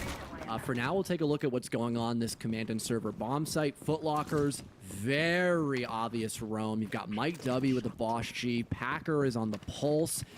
Maybe the shotgun, because he's got his Reaper out instead right now. Good C4 and cardiac sensor combination for a kill on, you know, maybe a planter perhaps, or someone working their way in through connector, because a lot of that flooring is soft. Some info and utility gathered and destroyed by In Control. They'll open up this main breach because there's a lack of Cade or Bandit in this round, because one of those 2 ops is banned. Yeah, it seems like Foot Lockers are just going to try to, you know, outmaneuver In Control during this setup. Finding a kill on someone through the floor of that Nitro Cell could be great if they get rid of Millie, if they kill Logger or Trevmac. 3 very utility-focused operators. That could make an execute far more complex. If they don't get the pillar wall opened up, they might not even have a good chance at planting the diffuser, which, with there being a lack of an operator that could really lurk for In Control, they might just have to win off of their gunfights rather than playing for the objective. Also getting droned out on rafters. I'm curious to see where In Control try to end here. They've got IT breach open now from Millie. Veronix playing the long angle by the stairs. Millie looking to pressure into the rafters door in combination with Trevmac, who's got these fire arrows.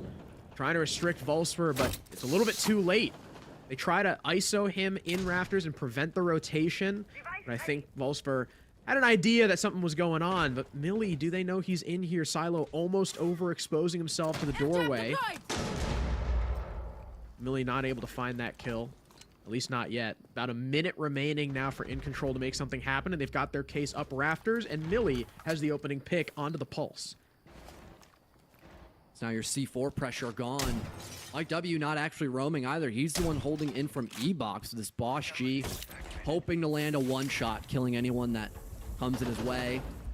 Although the Capitao did not kill the Azami on her fall off, it did still grant Raptors control, allowing these Selmas to go off and opening up the site wall, providing some more coverage here for In Control, cutting off a lot of this bomb site, and Nesta as well gets rid of E-Box control for the defense. Now he'll walk in through pillars. This rotate was not reinforced off, and In Control are slowly creeping in on the rest of Footlockers. What a precise clear and a near flawless round to start for In Control's attack. They made that round look so easy. Yesterday we saw so many attacks fail at the starting position of Connector and E-Box, and that was only a fraction of what In Control were fighting for in that round, Harrison.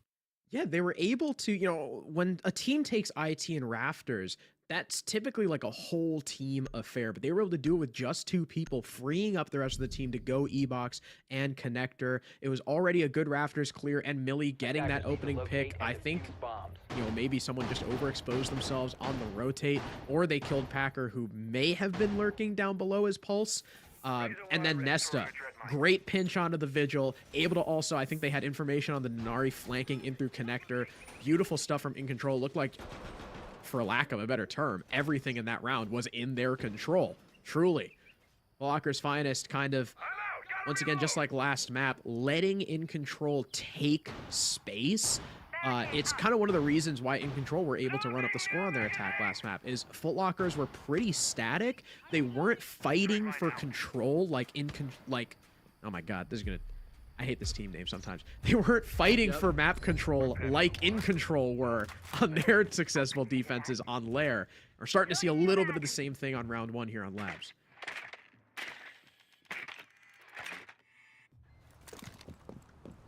It's a reattempt of this top floor site for Footlockers. Hacker now on the Solus, a little more versatile. That info to help shut down those drones, trying to clear him out. Maybe even using the Solus scanner to detect someone on the plant later in this round. But I think In Control are going for a near identical clear. They're setting up for the IT breach. They've got Logger on the Capitao instead of Trevmac, which he's playing the Grim for extra hard breach. Tons of secondary breach utility here for In Control, and Nesta with the entry this time as Bino is now gone. That's basically your only stall op. That's your Toxic Babes off the board. So once they start dealing with these Azami Kibas and Rafters and maybe detecting Packer once again, I wouldn't be shocked if In Control start to pressure site. We might see Packer play a little more aggressive here because his teammate's already been killed, and that was the right call to make, as Packer, hearing Trevmac maybe get on his drone, goes for the run out and wins that 1-for-1 almost for free. And now you've got that pressure downstairs, much weaker, but instead it'll be an E-Box clear by In Control, maybe using this Capitao to push out that position rather than the air jabs we saw last round. Silo looking to hold instead of Mike W, which is a little bit interesting. I feel like normally you'd have the ward in there so you can avoid all those flashes and stuff. Packer does identify a drone Aqua. In Control, switching up their push a little bit maybe, especially now that they've lost this Grim. A lot less emphasis on the Raptors side of the map. Their Capitao this time tasked with helping clear E-Box, but he ends up dying to Silo, who is still lurking in Electrical, fighting the player on the window and gets away with it. He's downed but not finished off. Millie trying to absolve In Control of this man disadvantage, but now Silo gets picked up. Zoe's trying to send in some utility. Get some stuns, get some info on how close players are on the breach. Still have to worry about E-Box. Silo has retaken the position. At least got a couple flashbangs that could work to clear Silo out. I think that's what they're playing for. The flash does not go far enough. Nesta's going to have to pre-fire this. Does he know? Yes, he does. Silo goes down. We're back to even with just over 20 seconds remaining. Does Millie have an angle to get through the breach here, though? Someone's covering. I believe it's Mike W from IT. Does a lot of damage to Millie, but Packer gets caught out in the middle of the bomb site and gives up the man advantage. Now the plant is going down. The ward is going to have to go huge, and he misses the C4. Nesta cleans him up, and Inker up 2-0. What a play in that 2 versus 3. Figuring out who exactly they can isolate and how they're able to work together with their lack of util. Zofia ran out of concussive blasts using them on the pillar wall, which did give them some info that no one's playing close off of that pillar. So now that leaves, one of 2 locations for the last couple defenders to be. They can either be close on the E-box door near the bomb chassis, or they can still be playing an E-box because Silo didn't die. He was only injured by that Capitao firebolt. So Zofia hops in off the flash, maybe trying to mask her sound cue of vaulting through that window, and she pre-fires the close corner, winning that fight against the Fenrir. And now it's a 2 versus 2, giving the chance for the ace to hop in once that Warden backs off from IT, and both him and the Zofia can challenge that player close on the bomb chassis, putting themselves not only with site control, but a man advantage to threaten the plant. I really thought after Packer had won that run out onto Trevmac, forcing In Control to adjust on a con execute towards pillar, and after Silo got 2 picks in a death spot and got rezzed, that would have been around for Footlockers, but quite literally In Control played that 2v3 perfectly because they either took a direct 1-for-1 or a 2v1 in all 3 of those engagements, which is so hard to do against a team like Footlockers. Nesta with a 4K. He's gotten back-to-back multi-kills, now 7-0, and he'll hop on the blitz. This tank assembly attack. In Control, bringing the Ram, bringing the Buck, obviously want to take full upstairs and work the vert. There's quite the roam from Footlockers, though. They got Silo and Volsper on the 2nd floor. Packer and Mike W acting as the bridge to allow the fallback from these top floor players once they start to feel enough pressure. Wow. C4, though, from Silo. Used rather early on. It doesn't hit. I think it was thrown too far. It almost looked like he blew him up, but clearly didn't. About a minute burned away. At least now, for this basement floor in play, Footlockers have the benefit of roaming upstairs, forcing In Control to pace themselves a little bit better. They're burning more time upstairs, and that Razor Bloom early does some good chip damage onto the Blitz. Now he's forced to play a little more passive because that Razor Bloom after effect will slow him down. Only forced to limp on this top floor, maybe giving Footlockers the chance to leave someone like Mike W hiding in a corner near the warehouse entrance, hoping he can maybe get a flank off, perhaps. There is still a very heavy extension by Footlockers on this 1st floor, and In Control are nearing their final minute of the round. Footlockers have done a great job of just simply wasting time, and they're not even getting vert on site. They're still forced to deal with the roamers, Harrison. And there's still 4 of them. Yeah. Now they've backed off towards Control, Cafeteria. Just got Volsper just on the staircase, and Mike W, one of those roamers in Warehouse. Oh, he's an airlock. Gets the opening kill on a Trevmac. Fully blind now. Gonna try and rotate outside. Oh my God, Gets bro. out successfully, but then loses his life to Logger, and Silo has also been down, so it's a man advantage for In Control as they start to turn things around. 4v3, still a roamer in Cafeteria. That's Packer. Veronic seems like maybe he's aware. I think his job now is just gonna sit on this window and wait for Packer to cross. Here comes the Goyo. You can hear those players by Control and Storage working the vert. He can hear the Buck in the hallway. Veronix just has to sit and wait for Packer to make his move. The Goyo seems completely unaware of this player on the window, and here the execute starts to come through for Ink. Blitz now on the site, and the flashbang in hand, and he just jumps in and wins the fight anyway! Nesta, though, has been downed, and with 5 seconds left, the attack has no case control. They're not in range to pick it up. It's all falling apart on the execute, and Footlockers' finest are on the board. After a grueling round, wasting so much time upstairs, corners had to be cut by In Control, and they didn't check if there was a defender hiding in those mentioned corners. Footlockers, by the skin of their teeth, will win the round by just burning the clock out. In Control being a little too sluggish there on the clear. You know, they spent 2 minutes, not an exaggeration, 2 minutes clearing out that top floor, giving Footlockers plenty of extra time to then reposition in the first floor, have a couple of defenders fall off and not being cut off by the rest of In Control. And even still, you know, getting a pick or two upstairs was huge for Mike W, even wasting time by running outside from that cubby room. It's good to see Footlockers now getting themselves around on the board, but despite burning 2 minutes off the clock, it did come down to a near 1 versus 1 situation for In Control, because they were able to win so many gunfights when they got into red time. It won't be a basement floor pick since Footlockers obviously just won that. They'll be going into storage and control instead. And it looks like In Control might lock in this shield pick here. It won't be the blitz. I guess Nesta will go on the Blackbeard instead. Dude, he's been having a performance so far this first half. He's 7-1 right now. Yeah, all 7 of those kills, though, in the first 2 rounds. That's true. He didn't get one in the round prior and ended up dying on the site with the case. Thatcher also in play for Millie. Interestingly enough. I mean, he could stop the C4 or the gas canister mid-flight with the Thatcher. The problem is he's really only going to stop one, and then he's going to have to reload. We'll see how they end up using that Thatcher. Of course, there is a semblance of a top floor clear here. Veronic's probably going to open this IT wall and then start to pressure the player's rafters. So he is the only player up here.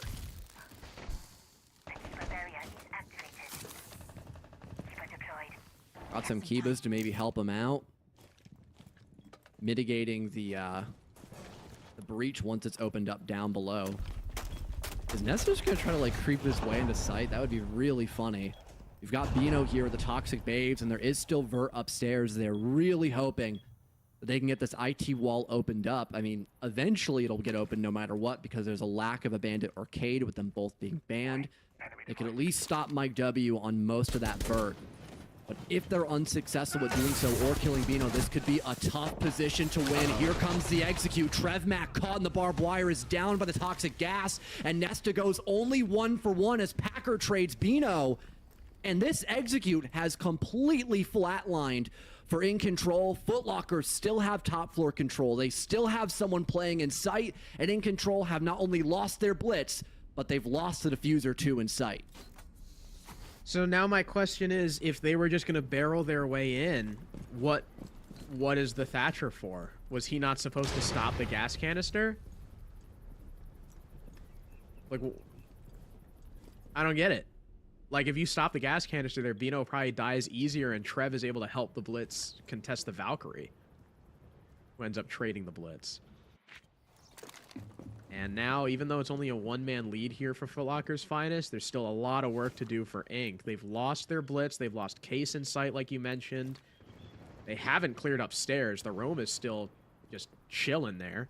Mike W does go down. Flare on this window. Veronix doesn't check it.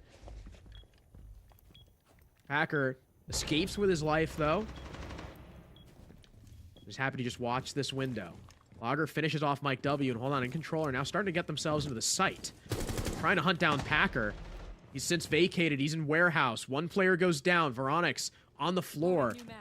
I don't know if the attack can risk going for the res here with such little time remaining. Millie's got the case in hand, but Packer also has a C4 just around the corner. He can single-handedly win this round right now. Halfway through. C4 in, but shot right out of midair! Millie's going to be able to confirm the plan, and Packer goes down! Despite there being no top floor control, despite the initial site entry completely falling flat, Inc. have adjusted and recovered. Now Silo and Wolfsburg have to try and get back into storage. Verticality is being established on the case from bottom up. Both the last players are underneath, and they can just sit here and wait for one of these players to attempt the counter defuse. But Veronix, what are you looking at? He gets caught, and now Logger's the last man standing. No, what are we doing? I'm in disbelief. Why is this guy prone What under are the you vert he prone? just This guy's made? taking a nap. He just made that vert. Did he forget? Are we watching Dory play Siege? God. In control after what I was going to call a masterclass of just doubling down on their storage execute, avoiding the IT vert by planting close to the bomb chassis and baiting Packer to throw the C4 and shooting it right before it goes off. You know, getting that plant down after the fact, they just completely botched the execute. They both went downstairs, which, yes, is very challenging to clear out, but Footlockers, you know, they caught someone looking the total opposite direction downstairs, and now you got a 2 versus 1, so someone can guaranteed stick on that diffuser to disable it while the other one's holding the vert for a 50-50 gunfight. And now we're tied in the first half. Command and Servers has now been the only bomb site that Footlockers have really struggled with.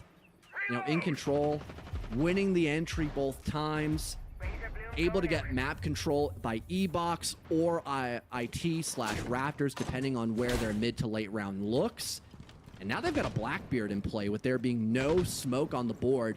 There are some trap ops, though, like the Denari, like the Thorn, which can both slow down this Blackbeard, obviously, but they also can be destroyed by Veronix's Twitch drone, which is trapped by a Vulcan pack. I didn't forget you can do that. I just haven't seen that done in a long time, but it does get one of those 2 Twitch drones off the board early, which is a good look here for Footlockers. They're going back top floor, obviously winning tank and control. They don't want to go. They don't want to take the risk on kitchen, but it is a site. You know, both maps, the top floor sites, have been very good for Inc. attacking because there's a lot less they have to clear, etc. Less that Footlockers, less map for that Footlockers can contest. And even then, even in the last round, right? The previous 2 that Footlockers Finest have won, they're still not really hard contesting map control. It's just in control. It's just Inc. like unable to, you know, problem solve the roam fast enough and having to rush into the execute, and then whatever the hell that vert play was that we just saw. Oh my god. From Breach. Well, that's a zombie dead. Kind of the key operator for holding Rafters. Maybe use some of these air jobs now to block off E-Box, to flash to maybe blind him, but I think it might have been Packer over there. It was. Not even using his smart glasses. Instead, he'll just pop the Vulcan pack to allow himself to break off this air jab without someone hopping in on him. And Bino securing that trade onto the Thermite. They could maybe try to reinforce off this rotate. It's a very big risk, and even then, Millie still has these pocket charges, so I think they'll just leave this wall opened up because of that Blackbeard and just kind of wait for In Control to use these grenades and those Grim canisters to make space from either IT or E-Box during the execute. But here comes the swing out from both Silo and Packer. They're recontesting E-Box, and Packer good for another, looking for the shotgun, and Longer just runs at him. You have a shotgun to fight against, and Packer hitting the floor is good for 4 onto Veronix. What was that execute? They didn't even try to throw nades or Grim canisters. They just walked at Packer's Mossberg. Like they saw this guy Epox and said, all right, rush him. And that was the plan. Like, I don't really know what we're doing there. They just sent all 4 people running into electrical, like you said, with basically 0 utility, with just bodies, fighting a shotgun like that, and going like, I think it was mistimed too, going 1 for 1 for 1 for 1 with Packer. And they also didn't expect Packer to have help from the Goyo, who went 1 for 1. And, you know, if he doesn't get that guy initially jumping in the window, maybe we see a different round and Packer gets traded. But Inc. just had nothing going for them before they jump in E-Box. So we have 2 confusing plays from Inc. in a row now. And Footlockers Finest have taken the top floor site, the one that they couldn't crack. Now they go back down to the basement. Foot Locker's Finest are once again extending up all 3 floors. And while the roam clear from Inc.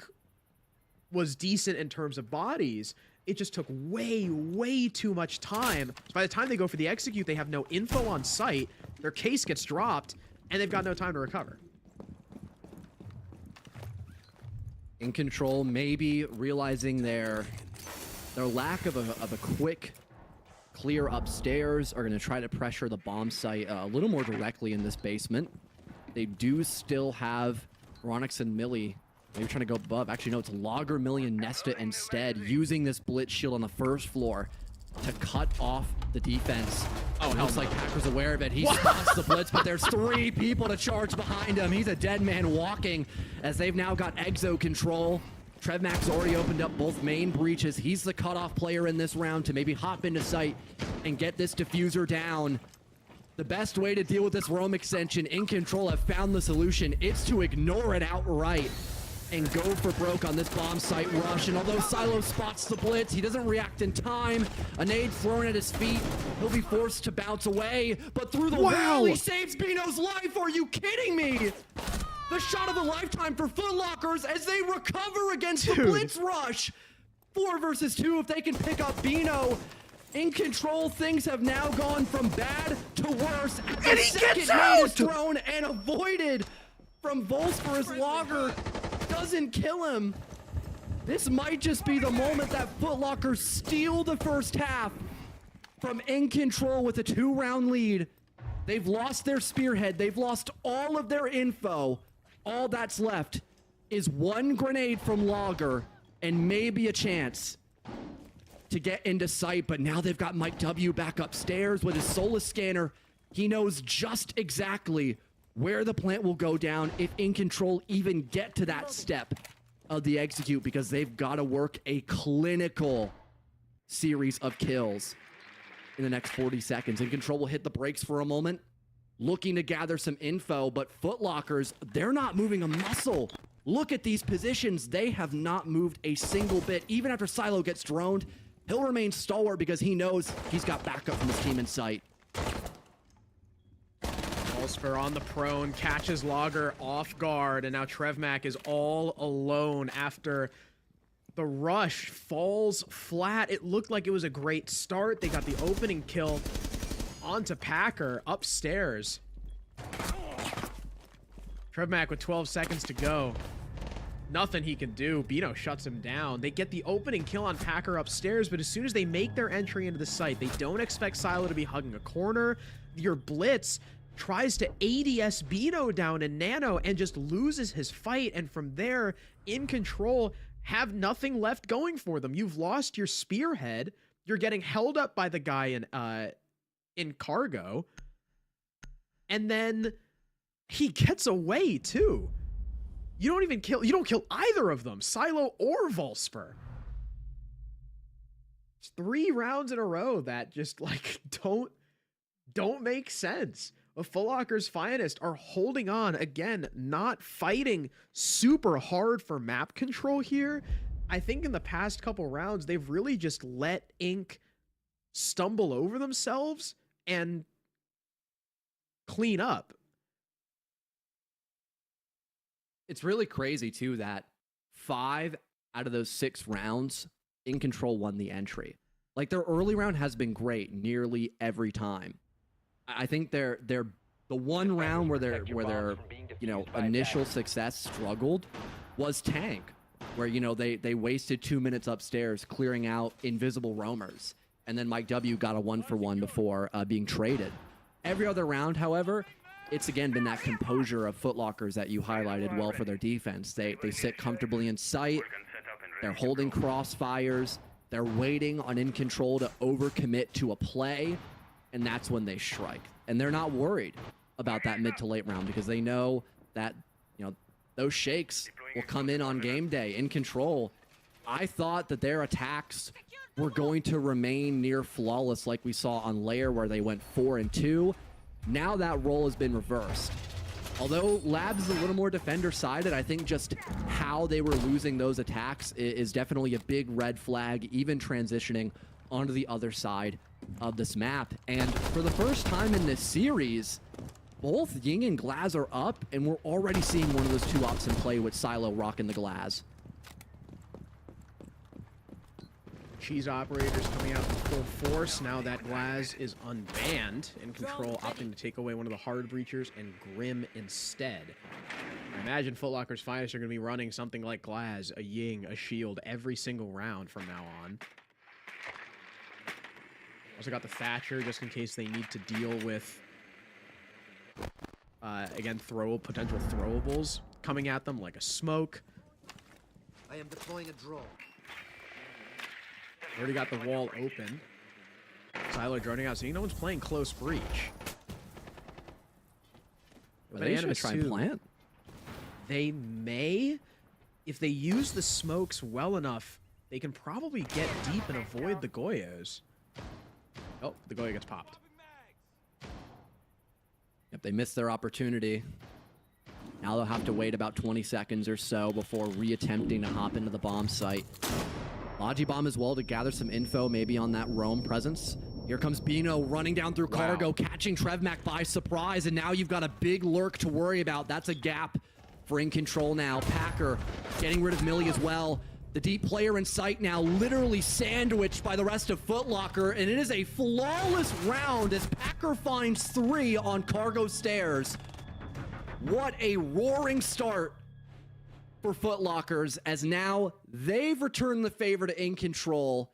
They've got the 5-2 lead, and it's still no timeout called for In Control as well. I don't think they used it in the first half. This is really alarming. If they don't win this command and servers site, that is series point on the line for Foot Lockers.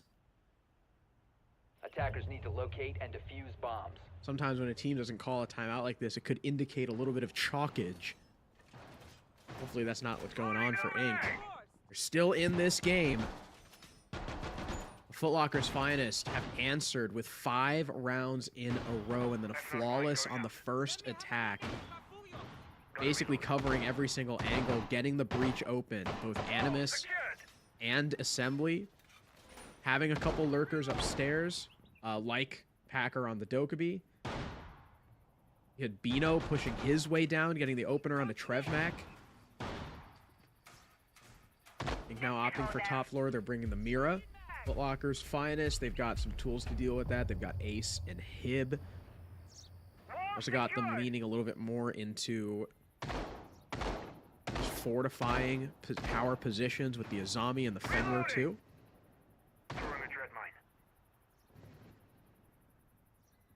With this round, if they drop this round and it goes 2-6, is the timeout going to be too little too late by that point?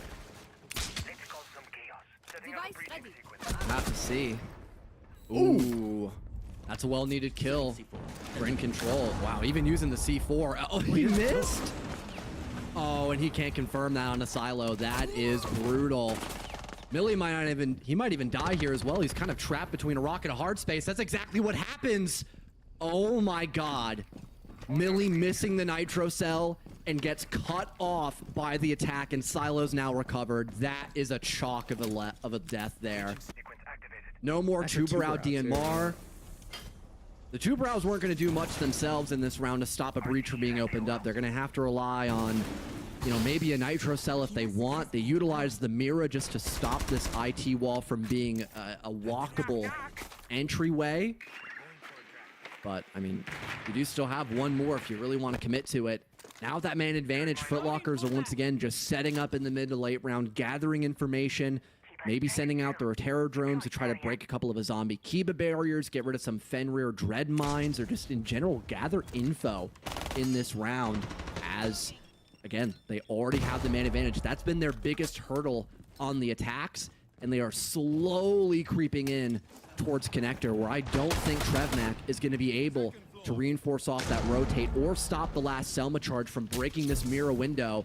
So now that they've lost E-Box off that Capital bolt, there is not a lot of map control left here for In Control besides in the actual objective. Reloading! Nesta, though, swinging out, finishes Silo. Cleans up the attempted kill from Millie earlier. Try to play close on the breach now with Warden. will be integral if this execute ends up relying on those Beano smokes. Mike W still holding IT, daring Veronix to try and swing out here. Logger kills Mike W, though. Volsper ends up fragging Nesta. There goes the Warden, but it's still a man lead here for In Control, looking to fight back and stop the bleeding. Packer is working his way up Aqua, trying to split push now with Volsper. Into Rafters he goes. He just misses the Azami. That could have been a huge kill, but Veronix gets away. Is able to continue to fortify his position in command with these Kibas. Packer goes down, leaving it all on Volsper, who's good for 1, good for 2 as he jumps in. But now needing to stick this plant. Veronix, you just have to wait for the clock to hit 0. Volsper gets off of it, and it's an ace! Are you kidding me? And he types lol in chat. Kicking him while he's down on the ground. Volsper clutching for Footlockers. Series point on the line. And In Control now go for the timeout. That is a brutal way to lose command and servers. They went from a 5 versus 4 to a 3v1, and Volsper winning 3 different 1-for-1 gunfights at the end of that round keeps Footlockers in the driver's seat. I cannot believe it. And I would say the least experienced player on the team as well, Harrison, winning that clutch is so damn impressive. And now for In Control, I mean, what do you do here? That's exactly what we were theory crafting. That's what we were theory crafting earlier, is that, you know, if you lose that command and server bomb site, you're down by 4 rounds on series point. Like, what do you do? The answer, I guess, is to return back to command and server, which I don't necessarily hate. They almost started the round with an entry kill onto Silo. They had a really good crossfire setup, you know, to get in that 3 versus 1 position, but just leaving Volsper alive there and not playing for a 3-2-1 to swing on him once he committed to hopping in through the rotate there. That was a critical error that cost them the round, and that might even cost them the series now, Harrison.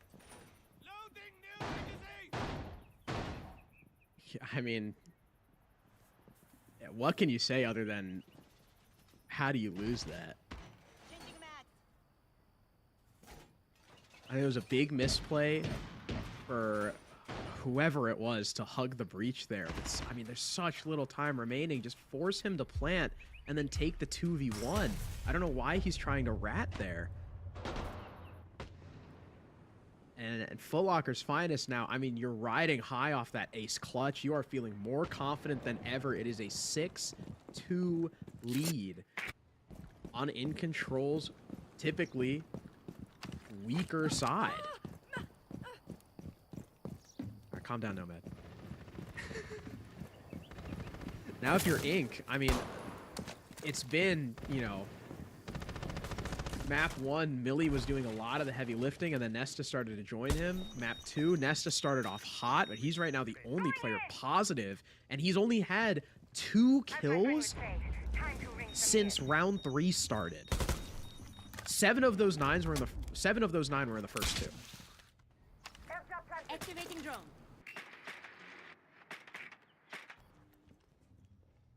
Lights maybe getting too bright here for In Control.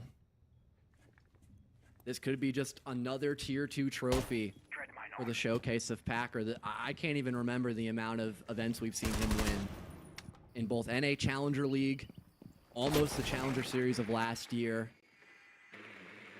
Now maybe adding this one if they can just get one more round. In Control looking to solidify back again on command and server, not even having the rotate any longer. They reinforced it off early just to force out these Selma charges. Ying Candelas as well now for Footlockers, but a Warden is available here for the defense. Locker's playing a little farther away though. He's not the one close on the B bomb chassis. That's Veronix instead. He's got those toxic babes, however, but Tuberow is dead. They have no idea that Silo's an E-box. How is that call not given from Veronix? Either he didn't hear the jump in because of the Yings going off, or the comm was given and just not heard. But either way, how do you have no utility there? And Mike W, despite there being a Fenrir on the IT breach, walks in and kills Millie. 5v3 now. Bino out shotguns Veronix with Ying. Only one man separates Foot Locker's finest from victory. It's just Logger on the Warden. Being surrounded, it's a flawless to cap off the series. We say welcome back to Bino and Packer. Hello to Mike W, Silo, and Volsper. They are your first new PL team. Ending it with a roar as well, Harrison. They almost lost on Lair. 3 rounds down, they take a timeout and completely flip the script, winning in max OT 8-7, and they leave no room for error on Nighthaven Labs. Congratulations to Foot Locker's Finders. I hope you find a new name in Pro League, and welcome back to Tier 1. That was, Jonah, that was a masterclass of a series for them. I mean, truly astounding. It's those last 2 rounds, you go Volsper ace into flawless round. I mean, the heartbreak in control must feel right now as they head to the lower bracket. But for Foot Locker's finest, I mean, what a moment. I mean, this is what they've been grinding for, the open quals through the Swiss phase to the playoffs to now. And they will be competing in a couple of weeks in the NAL kickoff event. I mean, this is truly unreal how this all came to pass. I mean, from that first map, Harrison, when it was close, they had to build that momentum. They had to make some crazy comeback happen, and then they deliver, I mean, just the fatal blow they needed to on map 2, leaving absolutely zero room for doubt. A clinical performance to earn their spot in the NAL. Yeah, I mean, you mentioned, right? Not only was it a Volsper 1v3 ace into a flawless round, but the round before that ace was also flawless. Like, those 2 attacks were clinical. You know, they lost the first 2 rounds. It looked like In Control were back in the game. They just had a really close map 1 against a wealth of experience. Again, you know, this is a really young squad. They're back in the game. They look really good. Nesta's 7-0 in the first couple rounds. And then Foot Locker's finest win 7 in a row. Like, what can you say other than, I think the experience really showed today. I think Foot Locker's finest, a lot of the first map, like the first half, was them really not contesting. You know, Frozen Meshman, he said, like, from the perspective of a comp player in an IGL, it really looked like Foot Locker's finest were playing not to lose, and I have to agree. And then they just remembered that, wait a minute, we're so much more experienced and probably pound for pound just better than all these guys. And that's when they just started like hitting the W key and walking at them and just never looked back. And the first loss that In Control have now experienced, not only map, but now match, something that they're going to have to think a lot about as they go into their lower bracket game tomorrow. Still a chance to make it to the NAL, but now we can start to see those cracks emerge. John, you said it on the cast, right?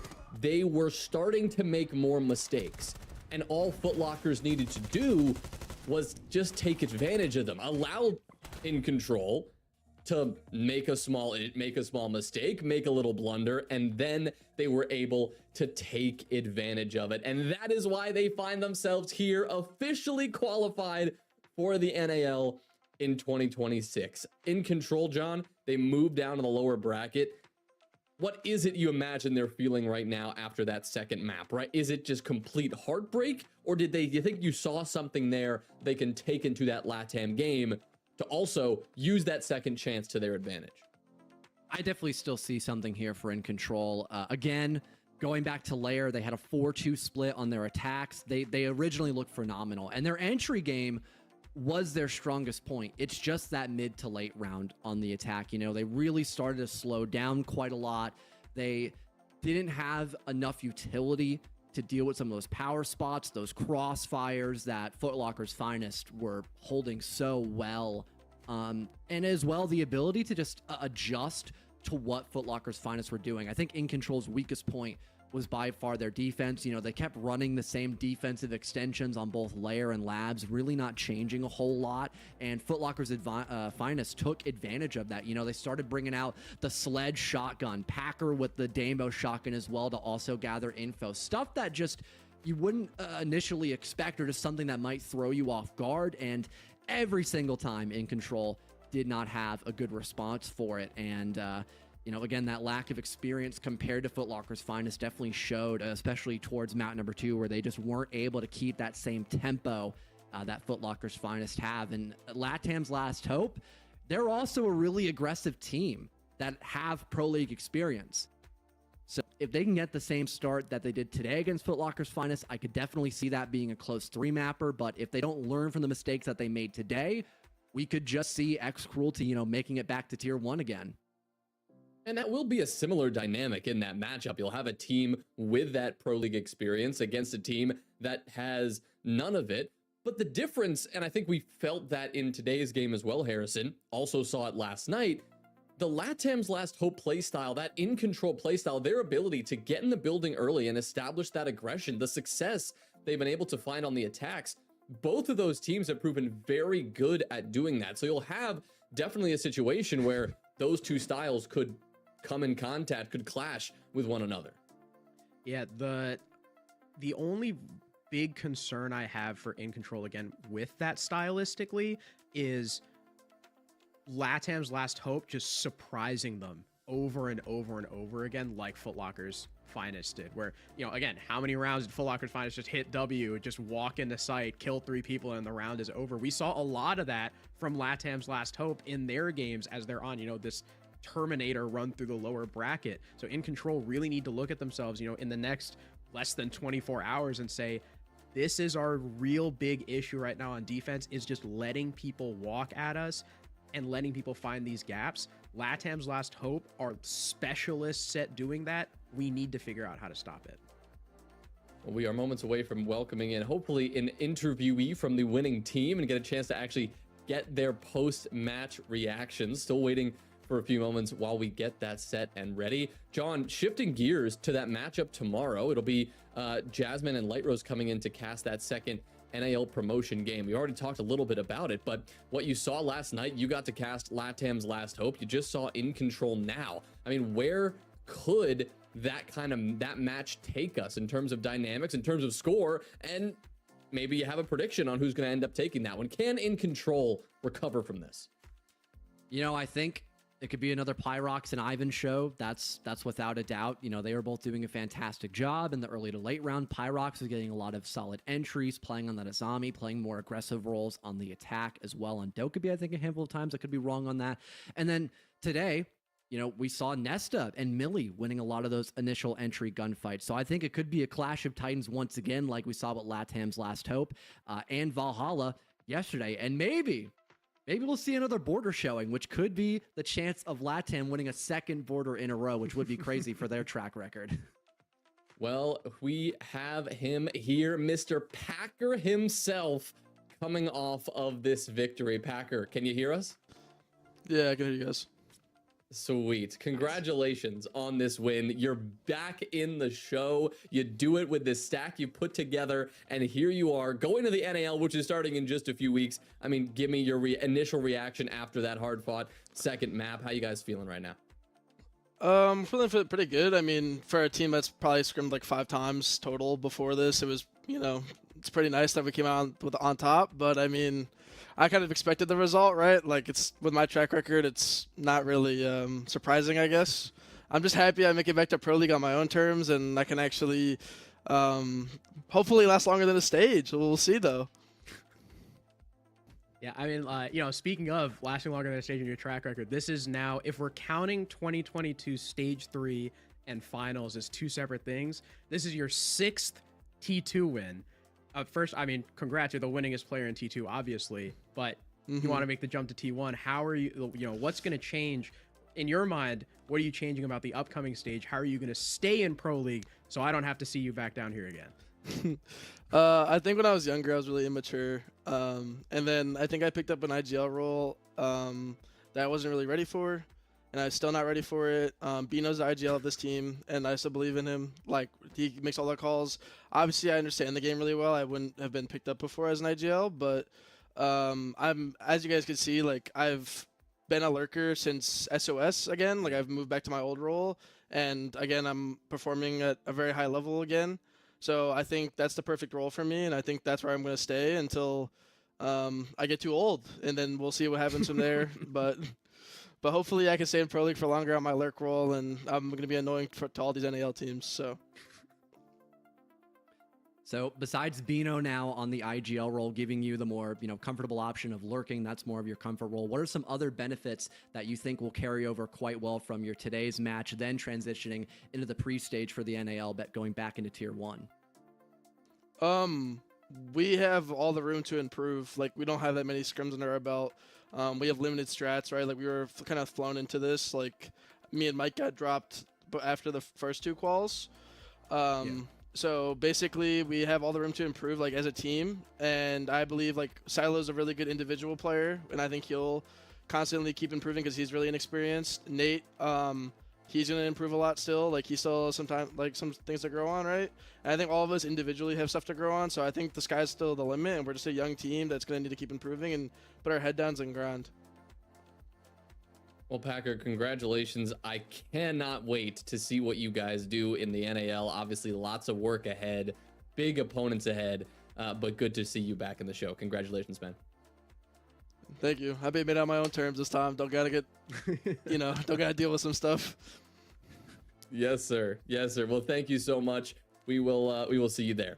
All right. Well, this one has been a wild ride. I mean, from last night to today, the matches that we have seen, the lengths that some of these teams are going to get to where they want to be, to get to that position in the NAL. I mean, truly incredible stuff. Tomorrow, we see who that second team is going to be in control down to the lower bracket, where they will take on LATAM's Last Hope, the story of a team trying to make it back to the league that they just got relegated from, or a team who's never stepped foot in the pro league scene, never stepped foot in T1, are looking for their very first opportunity to do so. We will catch you here tomorrow at 5 p.m. Eastern, where our second and final NAL team for 2026 will be decided. We'll see you then.